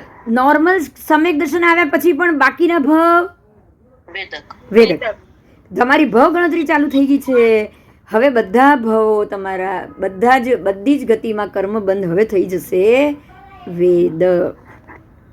હવે તમે ક્યાંય બંધક નથી. એટલે સમ્યક દર્શનનું મહત્વ સમજાયું. હવે કેટલું મહત્વ કે તમે કોઈ પણ ગતિમાં જાઓ, હવે તમને ત્યાંનું બંધાયેલું, તમે બીજા જીવોને પીડા આપો છો છતાં પણ અહીંયા બંધક નથી. રાગદ્વેષના ભાવથી તો પીડા આપશે જ નહીં. રાગદ્વેષના એને તો ભાવ જ નથી. પહેલી તો વાત જ એ છે, ત્યાં ભાવ જ નથી. પણ અંદર સમ્યક દર્શન પડેલું નથી ને, એટલે એને એના શરીર થકી બીજાને થઈ છે ને પીડા, એનો એને બંધ ચડી ગયો. આ સમજવાનું આ છે. અંદર કે એને કઈ ગુસ્સો નથી કર્યો એના ઉપર. વાત સમજાય? નરકમાં માનો કે 2 જીવ છે, એક સમ્યકદર્શી છે, એક મિથ્યા દ્રષ્ટિ છે. તો હવે બંને જીવના પરસ્પર શરીર ટકરાય છે. બંનેને અહીંયા મન તો છે જ નહીં કે એ લોકો સહન કરે છે, કે એક સહન નથી કરતો. મન ક્યાં છે? નરકમાં તો છે. સોરી, ભૂલ થઈ ગઈ મારી. નરકમાં છે. હવે આપણે વનસ્પતિ કાયમાં નિગોદમાં વાત કરીએ. ચલો, આમાં પાણીના જીવોમાં અપકાયમાં વાત કરીએ, એકેન્દ્રિયમાં વાત કરીએ. ત્યાં મન નથી. હવે અંદર 2 જીવો તો છે જ. એ 2 જીવમાંથી એકને સમ્યક દર્શન સત્તામાં છે ને એકને સત્તામાં મિથ્યાત્વ છે. હવે બંનેને સત્તામાં પડ્યું છે. સંગની મન કોઈને નથી બેમાંથી. એટલે જ્યારે બંનેના શરીર ટકરાય છે ને, ત્યારે સમ્યકદર્શીને કોઈ અંદરથી પોતાના શરીરના આત્માના પ્રદેશો ઉપર કોઈ ક્રોધ, કોઈ રાગ દ્વેષ આવવાનો નથી, કારણ કે એને સમ્યક દર્શન આવી ગયેલું છે. એટલે એની અંદરનો ક્રોધ, માન, માયા, લોભ બધું શાંત થઈ ગયું છે. હવે પેલાને મિથ્યાત્વ છે, એને ક્રોધમાન માયા લોભ કશું જ શાંત નથી, તો એની અંદર ગુસ્સો જાગશે. એક્ઝામ્પલ આપું કેવી રીતે જાગશે, ઉદાહરણ આપું. હા હા કોમામાં ગયેલો માણસ તમે કલ્પના કરો કે એને મન નથી, અત્યારના ઊંઘી ગયો છે, એને ખબર નથી કે એની જોડે શું થઈ રહ્યું છે, છતાં અંદર યુદ્ધ ચાલે છે કે નહીં, વિચારો ચાલે છે કે નહીં, ચાલતું જ હશે. હા ચાલતું જ હશે. શક્તિ નથી છતાં, એ ભાનમાં નથી છતાં. તમને ખબર છે ગર્ભમાં આવેલો જીવ હજી તેને આખો વાખો એક જ દિવસનો જીવ, એક જ દિવસનો હજી એક દિવસ પહેલાનો સંબંધ થયો છે ને અંદર એક જીવે ઠરીઠામ થયું છે, એક જ દિવસનો એ આત્મા 7મી નારકી બાંધી શકે છે. ઓહો હા, કેમ? કારણ કે અંદર જે એના શરીર જોડે ઉથલ પાથલ થઈ ને, હવે એક દિવસનો આયા પછી વીર્ય રજ ભેગું થવું ને શરીરનું બંધારણ થવું, એમાં જે શરીરને એને જે પીડા થઈ હશે ને, અને પેલા કેટલા પંચેન્દ્રિય, કેટલા લાખ પંચેન્દ્રિય જીવ પડ્યા હોય એક વીર્યમાં, 9 લાખ, બરોબર? 9 લાખ. હા તે 9 લાખ પંચેન્દ્રિય જીવો, જે એમાંથી એક જ જીવ શરીર પામ્યો, ફલિત થશે. હા એક શરીર થયો, એટલે બાકીના બધા સાથે લડાઈ થઈ એની. હા હા એ લડાઈની પીડા એના આત્માના દરેક પ્રદેશો અનુભવે, અને એ અનુભવે ને ત્યારે જો એ જીવ મિથ્યાત્વી હોય ને એમ વિચારે કે આ બધાને હું મારીને ખાઈ જાઉં, મને હેરાન કરી રહ્યા છે આ બધા, તો એ 7મી નારકીનું પણ આયુષ્ય બાંધે. ઓહો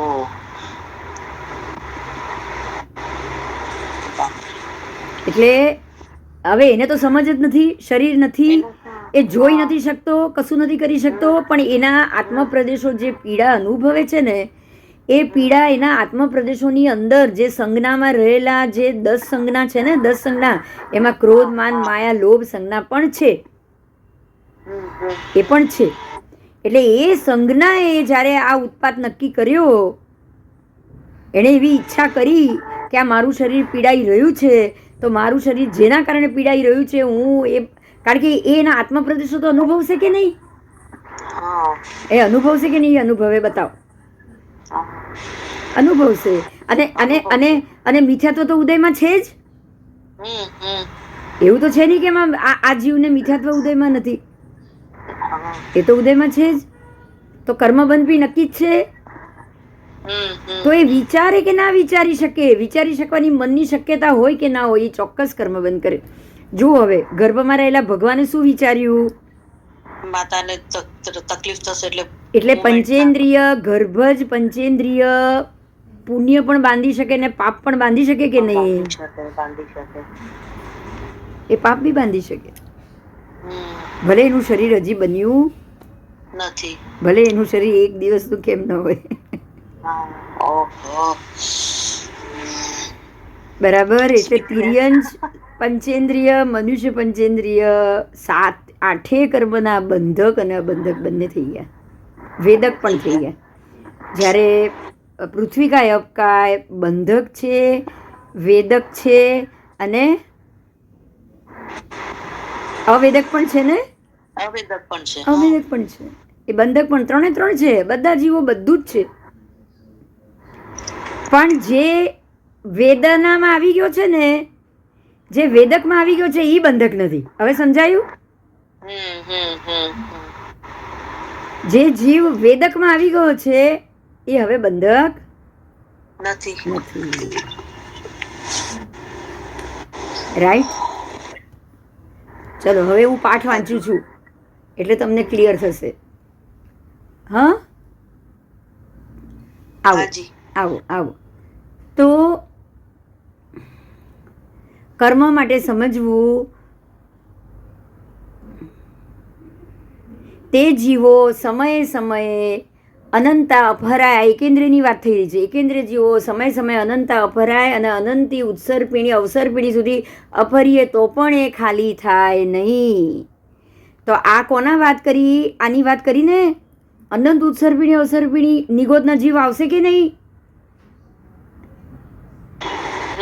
આવશે જ ને. આવશે. અને આ પણ આવશે ને કે એમાંથી પોતે ચાર દિવસ પોતાનું આયુષ્ય અપહરણ કરતા જાય, અપહરતા જાય, તો પણ એ ખાલી થતું નથી. અને જાતિ ભવ્ય માટે પણ આવશે આ જીવો, એટલે જાતિ ભવ્ય એકેન્દ્રિય માટે પણ આવશે.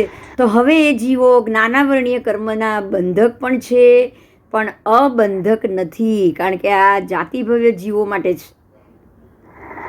આ જાતિ ભવ્ય જીવો માટે જ, બરાબર. એટલે બંધક છે, પણ જ્ઞાનાવરણીય કર્મના બંધક છે, પણ અબંધક નથી. જ્ઞાનાવરણીય કર્મના બંધક છે, પણ અબંધક નથી. પરંતુ સાંભળો, એ સિવાય આયુષ્ય સિવાયના બાકીના બધા જ કર્મોના, આયુષ્ય કર્મના એ બંધક પણ છે અને અબંધક પણ છે. જો વાત આવી ગઈ. હવે એ લોકોને જ્ઞાનાવરણ આદિ 7 કર્મોના બંધક સાથે એ લોકોને કંઈ લેવા દેવા જ નથી.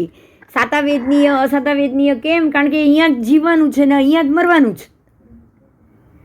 તો જ્ઞાનાવરણ દર્શનાવરણ આવવાનું જ નથી. હવે જો વાત સમજાય, જાતિ ભવ્યની વાત કરેલી છે. જો અનંતા સમય સુધી ત્યાં રહેવાનું, જ્ઞાનાવરણ આવશે નહીં અને જશે પણ નહીં, દર્શનાવરણ આવશે પણ નહીં અને જશે પણ નહીં. એટલે બાકીના છ આવશે નહીં, જશે નહીં. શું આવશે? તો કે આયુષ્ય કર્મ. આયુષ્ય આવશે અને જશે, આવશે અને જશે. એટલે બંધક પણ છે ને અબંધક પણ છે. પણ વેદક તો ક્યાંય નથી. એ લોકો એકેમાં નથી. અને હવે યાદ રાખજો, એક મુખ્ય મુદ્દો યાદ રાખો. એકેન્દ્રિય માટે આ વાત કરી છે. હવે આગળ જઈને ભગવાન શું કહે છે ખબર છે? આવા જીવો બધા જેટલા 28 પ્રકારના ભવ્ય છે ને, એટલા જ 28 પ્રકારના અભવ્ય પણ છે. અભવી અને જાતિ ભવ્ય જીવ. વાત સમજાણી? ના, અભવ્ય જેટલા જીવો, જીવ યોનિની વાત છે આ. જીવ યોનિની જેટલી જીવ યોની ભવ્યની છે ને, એટલી જ જીવ યોની અભવ્યની પણ છે. એટલી જ જીવ યોની જાતિ ભવ્યની પણ છે. જો જાતિ ભવ્ય એ જ અભવી છે, જાતિ ભવ્ય એ જ અભવી થયા. તો જેટલી યોની ભવ્યની થઈ એટલી અભવ્યની થઈ કે નહીં? કેમ? સંસાર તો અહીંનો અહીંયા જ છે, લોક અહીંનો અહીંયા જ છે. એવું બન્યું કે લોકમાંથી આ એક પ્રકારના જીવ ખતમ થઈ જશે? ના, ક્યારેય. લોકમાંથી એકેન્દ્રિય ખતમ થઈ જશે એવું બનશે? ના, ક્યારેય. તો લોકમાં એકેન્દ્રિયમાં ભવ્ય જીવ પણ જાય છે કે નથી જતા? જેમ કે મરુદેવા માતા. તો અભવ્ય જીવ પણ જશે કે નહીં? જશે કે નહીં? હા, જશે. તો હવે આપણા માટે શું સમજવાનું કે 28 પ્રકારના જેટલા ભવ્ય જીવ છે, ભવ્ય જીવની યોનિઓ છે કે જે અહીંયાથી મોક્ષ જઈ શકવાના છે, એટલી જ 28 પ્રકારની અભવ્ય જીવ કે જે ક્યારેય મોક્ષ નથી જવાના, એવા જાતિ ભવ્ય અભવ્યની પણ એટલી જ યોની છે. સમજાયું? કારણ કે સંસારમાંથી તો જેટલી પણ જાતિ છે એની ક્યાંયથી પણ ખતમ થવાનો કોઈ સંજોગ નથી. સંસારમાંથી નિગોદના ગોળા ક્યારેય ખતમ નથી થવાના. તો નિગોદ બી એક જાતિ કઈ, એમાં પણ ભવ્ય અભવ્ય બંને જીવ આવશે. એવી રીતે એકેન્દ્રિયમાં ઘણા બધા પ્રકાર છે, એટલે 28માં બધા જ આવી જશે એમ. તો એકેન્દ્રિયના જેટલા પ્રકાર છે એ બધા એકેન્દ્રિય હંમેશા પણ અહીંયા રહેવાનું જ છે. હંમેશા પાણી વગર તો લોક રહેવાનો નથી, હંમેશા હવા વગર તો લોક રહેવાનો નથી, અગ્નિ વગર રહેવાનો નથી. આ કઈ અજીવ તો છે નહીં, જીવ જ છે ને.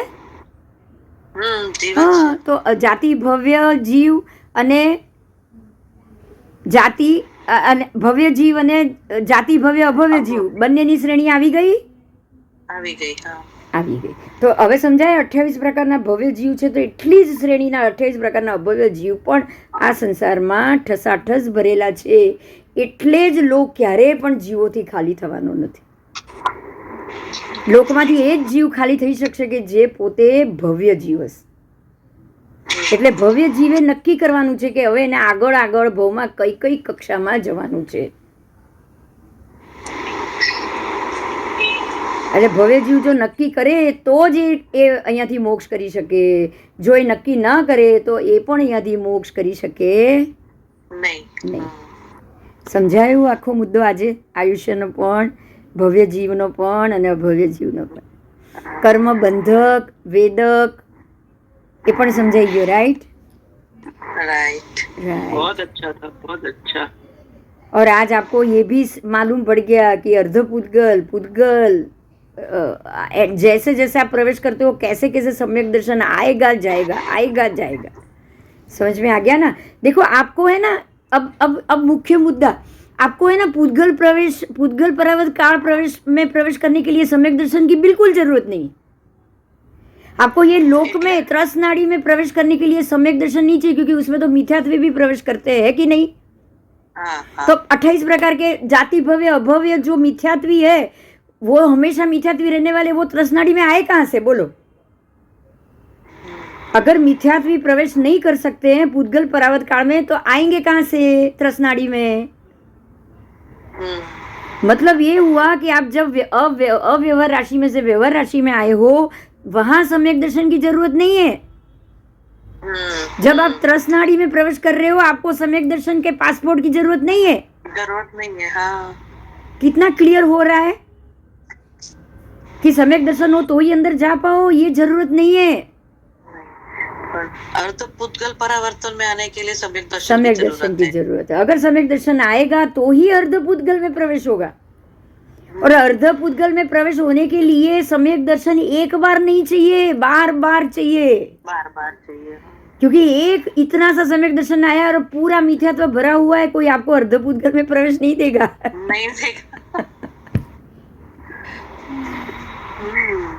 समझ में आ गया? मजा आ भी गई. प्रॉपर कुछ मतलब आपको जैसे कुछ यहाँ प्रॉपर्टी नहीं होगी ना इंडिया में, वो अमेरिका में एंट्री भी नहीं देंगे आपको. नहीं देंगे. तो आपको भी यहाँ सम्यक दर्शन का ढगला चाहिए. थोड़ा थोड़ा थोड़ा थोड़ा छूटक छूटक हर एक कर्म में आपको सम्यक आ जाना चाहिए. ज्ञान में भी सम्यक आ जाना चाहिए, दर्शन में भी सम्यक आ जाना चाहिए, वेदनीय में भी, चारित्र में भी आ जाना चाहिए, वेदनीय में भी साता आ जानी चाहिए. ऐसा नहीं कि कुछ हुआ तो दूसरों को गाली देना शुरू कर दिया. जब सब में थोड़ा थोड़ा सम्यक आ जाएगा ना, तब आपको राग द्वेष की ग्रंथ को, हाँ, राग द्वेष की ग्रंथि तब भी निबिड़ होगी. वो निबिड़ है वो तब भी ढीली होगी, नहीं तो निबिड़ है वो ढीली नहीं हो पाएगी. तो फिर आपको अर्ध पुद्गल में तो प्रवेश मिलने वाला ही नहीं है. अब नहीं मिलेगा. तो अर्ध पुद्गल में प्रवेश करोगे, भव गिनती, किसी की 50 भव बाकी, किसी को 100 भव बाकी. लेकिन अब जब आप क्षायिक सत्ता में आ गया ना, बस अब थोड़े बाकी तब क्षायिक सत्ता में आएगा. 4-5 भव बाकी, 7-8 भव बाकी, तो आप क्षायिक सत्ता में आएगा. और जब वो उदय में आएगा, चरम भवी, अंतिम भव, बस अब कोई कर्म नहीं लगेगा. अब आयुष्य भी नहीं लगेगा. ऐसे आपका स्टेज आएगा स्टेप बाय स्टेप.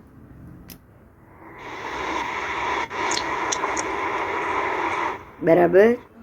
यस. बराबर. अच्छा, अब इसको गुण श्रेणी से जोड़ते हैं. ये टॉपिक के साथ ही है, इसलिए आप देखो, जब आप बाहर हो मिथ्यात्वी हो, त्रस नाड़ी में एंट्री लिए अर्ध पुद्गल मिथ्यात्वी हो, पूरे मिथ्यात्वी. बराबर अभी तक? अब यहाँ से आप त्रसनाड़ी में से एक पुद्गल परावर्त में जा रहे हो. व्यवहार राशि में आने के बाद अब आप एक पुद्गल परावर्त में जा रहे हो. अनंत पुद्गल तक घूमोगे तब तक तो मिथ्यात्वी. उसके बाद आप अनंत पुद्गल तक घूमते घूमते घूमते घूमते कहीं से पहला थोड़ा सा सम्यक दर्शन, राग द्वेष, थोड़ा सा कुछ थोड़े क्षण के लिए वो ढीला पड़ा, तो आपको पुद्गल में प्रवेश मिल गया, एक पुद्गल में.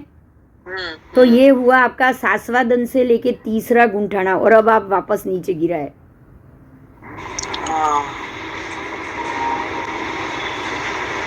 मिश्र गुंठाने में जब आओ ना, तब आपको पुद्गल परावर्त एक पुद्गल में प्रवेश मिलेगा. नहीं तो अनंत अनंत तक घूम रहे हो आप. मिथ्यात्व के साथ अनंत पुद्गल ही घूमोगे थोड़ा सा भी सम्यक दर्शन पहला स्पर्श करोगे ना, तीसरा गुंठना आएगा ना, हाँ तब आप अर्ध पुद्गल में प्रवेश, एक पुद्गल में प्रवेश करोगे, सॉरी एक पुद्गल में, हाँ एक में प्रवेश करोगे।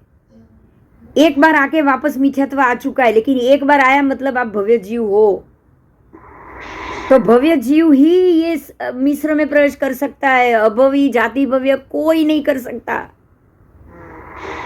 वो सारे पहले गुंठाने, दूसरे में जाना, तीसरे में जाना, किसको मिलेगा परमिशन?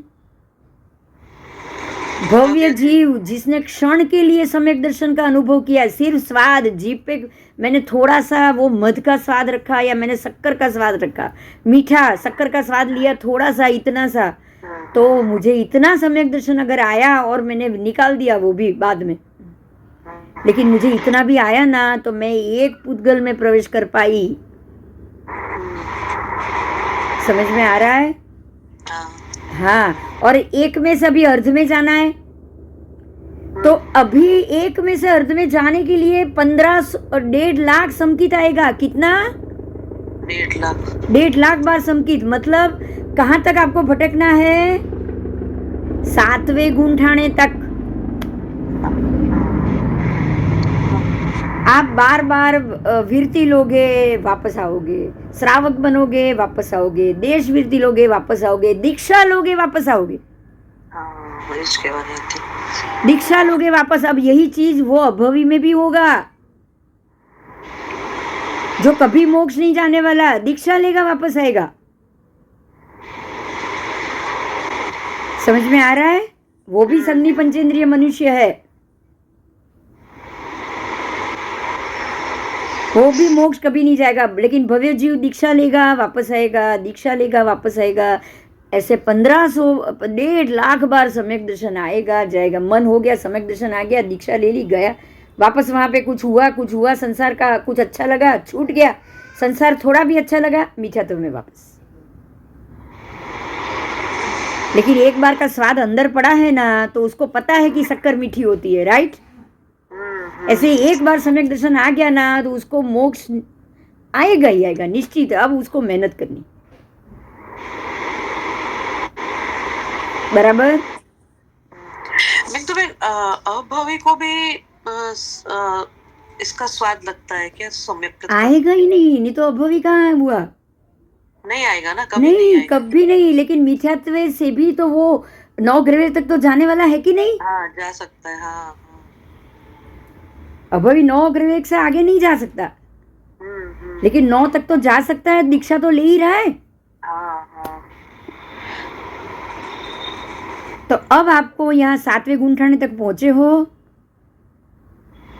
प्रमत अप्रमत, प्रमत अप्रमत, टिक रहे हो नहीं टिक रहे हो, टिक रहे हो नहीं टिक रहे हो, बराबर? प्रमत अप्रमत का मतलब प्रमाद अप्रमाद। तो प्रमाद तो मिथ्यात्व, अविरति, प्रमाद, कषाय, योग, यही है ना? हाँ। ये तो आपका सम्यक दर्शन तो है नहीं। मिथ्यात्व, अविरति, प्रमाद, कषाय और योग, ये पांचों चीज अविरति सम्यक दर्शन तो है ही नहीं। तो अप्रमत अवस्था कहाँ से सम्यक दर्शनी की होगी? बोलो, होगी? नहीं होगी। अब यहाँ से जो सम्यक दर्शनी है वो ही प्रवेश करेगा अर्ध पुद्गल परावर्त काल में, जो आएगा 8वां गुण सना, अपूर्वकरण। अपूर्वकरण मतलब आज तक नहीं किया है वो काम,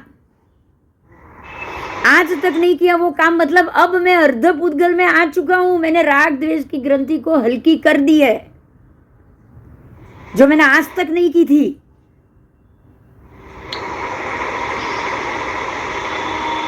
समझ में आ रही है ये बात? दीक्षा लेने के बाद 7वें गुंठाने वाले जीव भी नरक में जाते हैं, मिथ्यात्व का उदय हो सकता है, हो सकता है। हो सकता है। अपूर्वकरण पे कौन चढ़ेगा?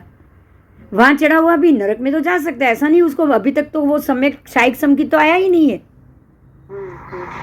लेकिन यहाँ उसने ऐसा काम किया जो ग्रंथि भेद है, जो उसने आज तक पहले नहीं किया। मतलब वो अभी तक एक पुद्गल में ही घूम रहा था, अर्ध पुद्गल में उसने आज तक प्रवेश नहीं किया था। बात समझ में आ रही है? आप उसको जोड़ो है, आप उसको जोड़ रहे हो। तो अब आपने आज तक नहीं किया वैसा काम, अपूर्व काम किया है, अपूर्व जो पहले नहीं किया, पूर्व में नहीं किया ऐसा आपने करण किया कि आपने मिथ्यात्व को इतना नरम कर दिया कि भाई अरे राग द्वेष को इतने नरम कर दिए ग्रंथि को कि आप इतने थोड़े थोड़े करके इतने संभव में आ चुके हो कि अब आपको अर्धपूतगल में प्रवेश मिल गया। अब अर्धपूतगल में प्रवेश मिल गया, लेकिन हो सकता है 50 भव बाकी, हो सकता है 100 भव बाकी, हो सकता है नरक में भी जाना हो, तो कभी ना कभी तो आप वापस गिरोगे। तो अभी भी गिरने की संभावना तो है, क्योंकि भवगिनती में नरक लिखी होगी, भवगिनती में तिर्यंश लिखा होगा, भवगिनती में वनस्पति काय लिखा होगा, एकेंद्रिय लिखा होगा, तो गिरना तो है ही ना अभी भी। समझ में आ रहा है सब? और अपूर्वकरण हो रहा है कि आज तक ऐसा नहीं किया है। बिल्कुल नहीं। अब आप ध्यान दीजिए, यहाँ से 8वें में 9वें में जाओगे, 10वें से चढ़ना है। 10वें तक तो पहुंच गए आप राग द्वेष की ग्रंथि निबिड़ करने के बाद, लेकिन 10वें में वो ही जाएगा। 10वें से 2 भाग पड़ेंगे। क्या पड़ेगा? एक पड़ेगा उपशम, एक पड़ेगा क्षायिक।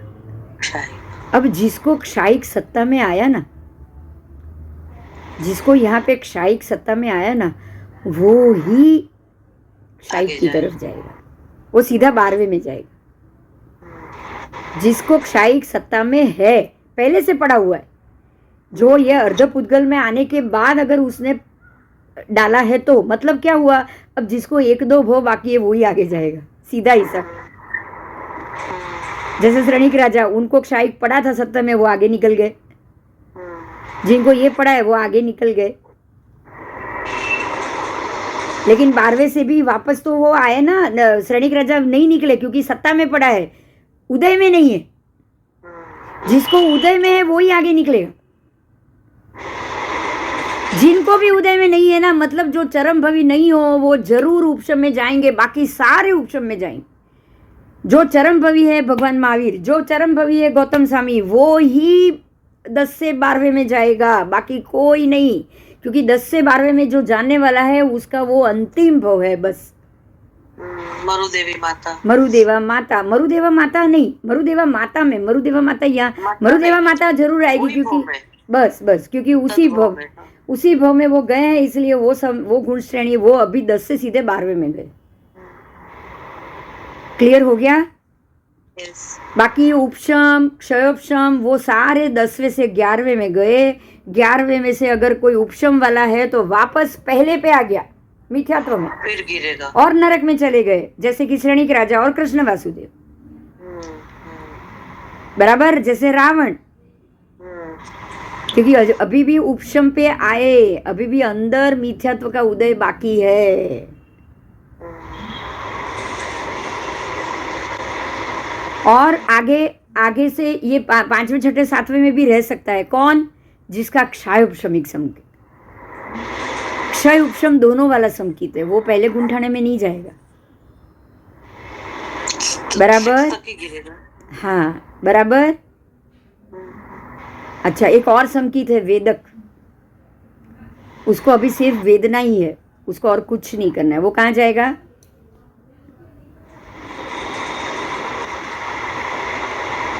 मिथ्यात्व में जाएगा।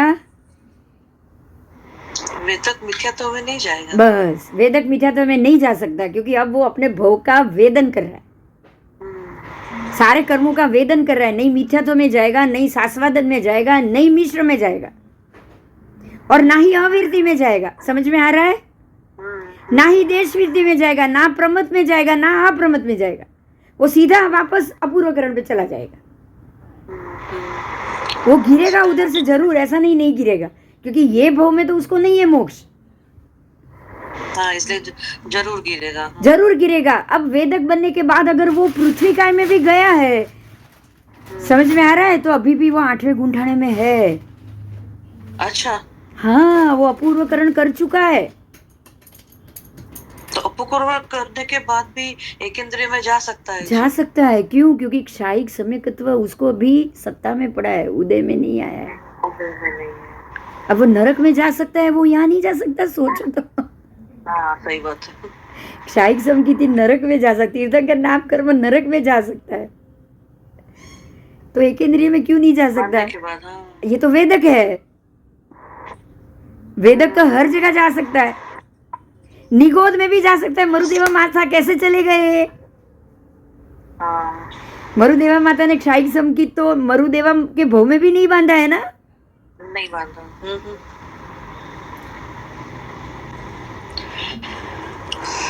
दो भव पहले आयुष्य मरुदेवा माता बन के मोक्ष जाएंगे, वो कब तय हुआ? पहले केल के पान में नहीं हुआ, कोई भाव में केल के पान में पहले नहीं के कोई हुआ, भाव में। निगोद में नहीं हुआ, तो इससे पहले के कोई मनुष्य के भव में ही हुआ ना। हाँ। तो वो वेदक ही थे कि नहीं, इसीलिए वो केल के पान में गए। वो वेदक समकीर्ति थे। वेदक समकीर्ति को तो अब वरना वो भी कांटे वाले, वो भी कांटे वाले, वो भी कुछ भी बनते, वो भी नया राग द्वेष बांध के जाते।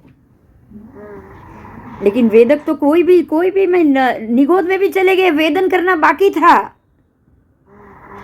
अगर क्षायिक समकीर्ति आ जाने के बाद भी अगर आपको कोई कारणवश अगर निगोद के ऊपर चलना पड़ा, लील शेवाड़ उसके ऊपर चलना पड़ा, या आप चले जान समझने के बाद भी अगर आपको चलना पड़ा, तो कुछ समय के लिए निगोद में जाना पड़ेगा कि नहीं? समकीर्ति को भी हाँ जाना पड़ेगा। तो निगोद में रहने वाले सारे मिथ्यात्व, ऐसा तो हम नहीं बोल सकते। तो वहां भी भव्य जाति भव्य भव्य दोनों हो गए। इसीलिए नित्य निगोद, सूक्ष्म निगोद दोनों बोला हुआ है, बराबर।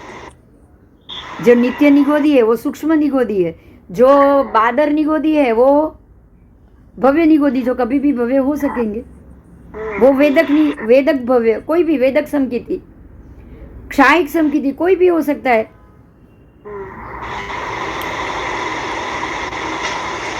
बराबर।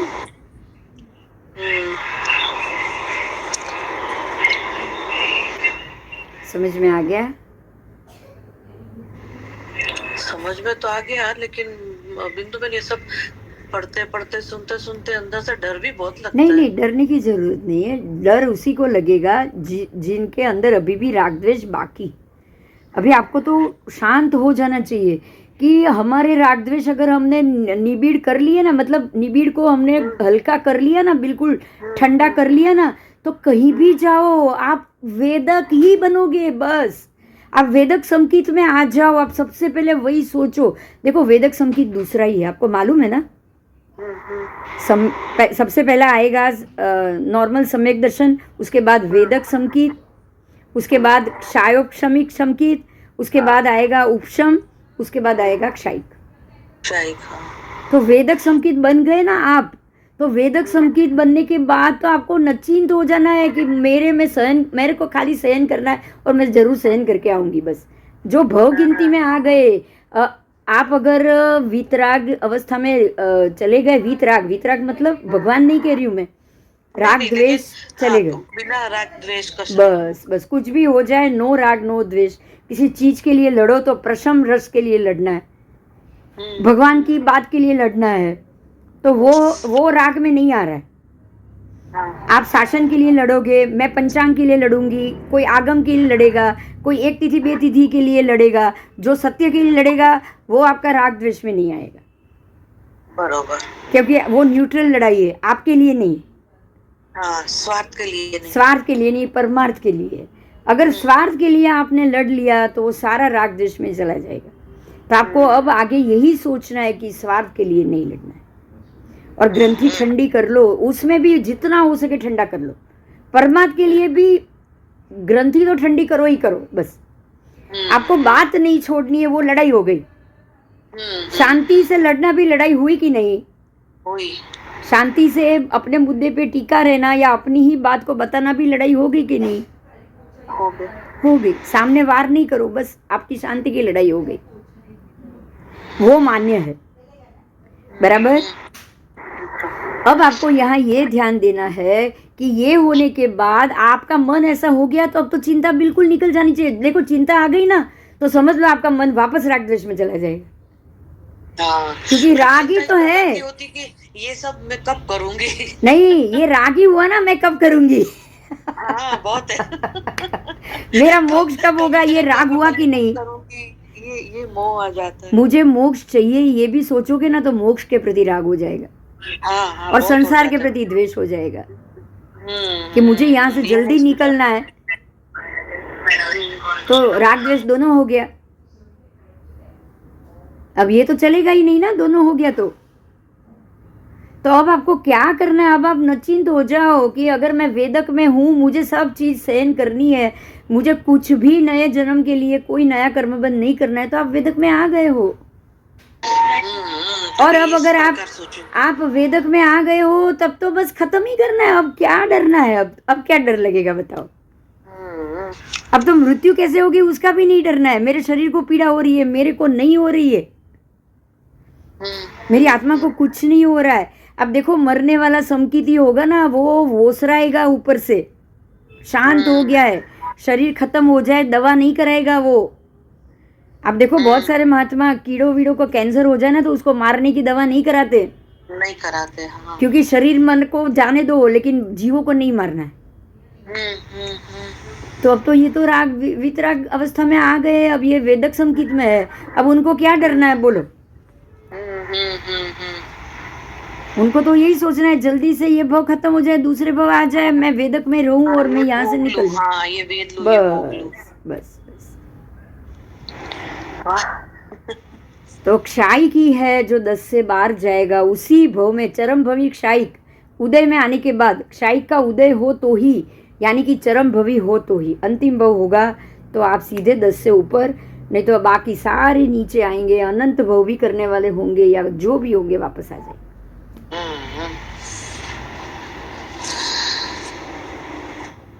बराबर। तो आज आपको ये मालूम पड़ा कि आप कौन सी गति में, कौन सी जाति में कैसे वेदक बन सकोगे, कैसे कहाँ बंधक बन पाओगे, कहाँ अबंधक बन पाओगे, और कहाँ कहाँ आयु पड़ता है, कहाँ आयु पड़ता ही नहीं। बराबर। तो अब तो ये समझ में आ गया, अनंत अनंत अनंत वर्ष की राशि वो ही महाराशि कहा जाएगा। बरोबर। और वो महायुग्म यानी कि उसका संग्रह, और महाराशि वो भी संग्रह। तो ये जो भी है वो 4 प्रकार से है, कलयोज, त्रयोज, द्वापर और कलयोज। मैं एक बार बुक में देखकर बोल रही हूँ, कोई भूल ना हो जाए।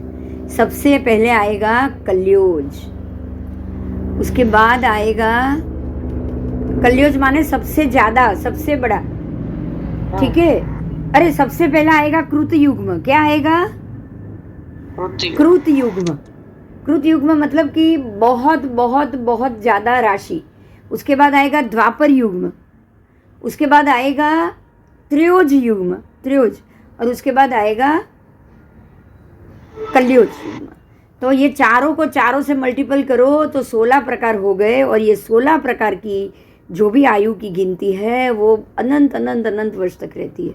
तो अनंत वर्ष की आयु की गिनती ये 4 से ही होती है। और ये 4 में जाने वाला जीव, कौन सा जीव क्या बांधता है वो मैंने आपको बता दिया है। बराबर। कि जो उदीरक है, इसमें कोई उदय भी है, अनुद और उदीरक भी है, लेकिन अनुदय वाला कोई नहीं है यहाँ पे। उदय और उदीर्णा की भी बात की है, तो जो वेदक है वो उदीर्णा वाले हो गए, और जो अनुदय है जिसका अभी उदय में ही नहीं आने वाला है, जैसे कि आयु कर्म उदय में ही नहीं आने वाला है, वो तो आने वाला है ही नहीं। आयु कर्म तो हमेशा अनुदय ही रहेगा। आयु कर्म तो यहाँ उदय में ही नहीं होगा, उतने साल तो आपको जीना ही जीना है, और यहाँ तो आयु बंद होगा ही नहीं कि अनुदय आए। आयु तो जो पड़ा है वही उदय में आने वाला है, तो यहाँ तो आना नहीं है ना, अभी तो नहीं, यहाँ से मरने के बाद ही आना है ना। तो यहाँ आयु ना बंधक है, ना अनुदयी है, ना उदीर्णा वाला भी है। यहाँ आप पुण्य कमा के आयु घटा नहीं सकते हो। जैसे जेल में आपको 14 साल की आजीवन सजा मिली है तो उसमें आयु घट भी सकती है सजा की। बराबर। यहाँ कुछ नहीं घटेगा। समझ में आ रहा है? हाँ, तो यहाँ उदीरक भी नहीं हो आप और अनुदयी भी नहीं हो, लेकिन उदय जरा बराबर हो। उदय है कि नहीं सभी कर्मों का? सबका उदय चल रहा है कि नहीं? हाँ चल रहा है। आठों का चल रहा है इतने सालों तक। बिना 8 कर्म के उदय तो आप वहां रहोगे नहीं। आयु का भी उदय तो चल ही रहा है ना? हाँ, उदय तो चल ही रहा है। क्लियर हो गया? यस। तो ऐसी स्थिति में अगर कोई जीव है तो अब ऐसे जीवों की करुणा होगी या नहीं होगी, ये बताओ। चलो, जरूर होगी। जरूर होगी। और ये करुणा करने वाला ही मोक्ष जाता है, ये करुणा करने वाला ही तीर्थंकर बन सकता है। बराबर? हाँ। बराबर। इसकी करुणा नहीं करेगा ना, वो तो वही जगह वापस जाके खुद सजा भोगेगा और जन्म मरण करता रहेगा। उसको यहाँ से जो इसकी करुणा नहीं करेगा उसको तो बाहर जाने का कोई चांस ही नहीं। समझ में आ गया? बोलो, आज के पाठ में कोई प्रश्न? अभी देखो, अभी आगे क्या करेंगे। आज आपने इतना पढ़ा है, अब ये जीव साकार उपयोग वाले हैं या अनाकार उपयोग वाले? बहुत सारी चीजें जो जानने बरोबर कि इनका उपयोग क्या है। अंदर पड़े पड़े एक ही उपयोग है, वो साकार है या अनाकार, ये सब हम अगले क्लास में करेंगे, कल करेंगे। क्या टाइम ज़्यादा हो गया? अभी तो है, हाँ टाइम हो गया, 5:45 बज गए। तो अगले क्लास में करें? हाँ जी। हाँ, 5:45 हो चुके हैं, तो कल करेंगे। कल क्लास में वापस लूँगी। बराबर? तो अब ये जीवों का हम उपयोग देखेंगे, क्योंकि मन वचन और काया तीनों का उपयोग तो होता ही होता है। तो अब इनका मन का उपयोग तो होगा नहीं, सत्ता में पड़ा होगा लेकिन उपयोग में तो होगा नहीं। वचन भी होगा नहीं, एक इंद्रिय और सब में तो वचन भी नहीं होता है, नहीं होता है। हाँ। काया का ही होता है। तो ये सब हम कल पढ़ेंगे। बराबर? किसको कितना उपयोग होता है। चलो ठीक है, चलो। जय जिनेंद्र। जय जिनेंद्र। जय जिनेंद्र। जय जिनेंद्र। जय जिनेंद्र मैम, आपका बहुत बहुत आभार। आज मजा आ गया, मेरे को भी बहुत मजा आ गया, क्योंकि है ना, कुछ चीज जानते हैं लेकिन समझाने की बारी मेरे को पहली बार आई। बहुत अच्छा लगा, बहुत अच्छा। हाँ, ये सब चीज समझाने की बारी पहली बार आई। ऐसे ही कोई पूछे हो तो जवाब नहीं दे पाएंगे हम। देखो, ये सब चीज याद नहीं रहता है, लेकिन स्टेप बाय स्टेप गए ना तो गुण स्थानक में भी कहाँ आए, कहाँ कहाँ कितने जीव, 28 प्रकार के भव्य अभव्य जीव सब जगह है। वो तो नहीं होता तो लोक ही नहीं होता, लोक ही नहीं होता। लेकिन मिथ्यात्व के साथ कहाँ हो, इसके साथ कहाँ हो, ये सब तो तभी मालूम पड़ेगा ना जब आप स्टेप बाय स्टेप जाओगे। हाँ, इसीलिए आज हमको मजा आ गया, क्योंकि हमने गुण स्थानक भी जाना और भव्य जीव अभव्य जीव जाति भव्य जीव के मामले में भी जाना, और वो कर्म के बंधक है अबंधक है। हाँ हाँ, बंधक अबंधक और वेदक, वेदक सब चीज हमने जानी। और वेदक जानने में सम्यक दर्शन और क्षायिक समकीत हर प्रकार के 5 सम्यक दर्शन आ गए, इसीलिए मजा है। बराबर? हाँ चलो, जय जिनेंद्र। जय जिनेंद्र। जय जय जिनेंद्र।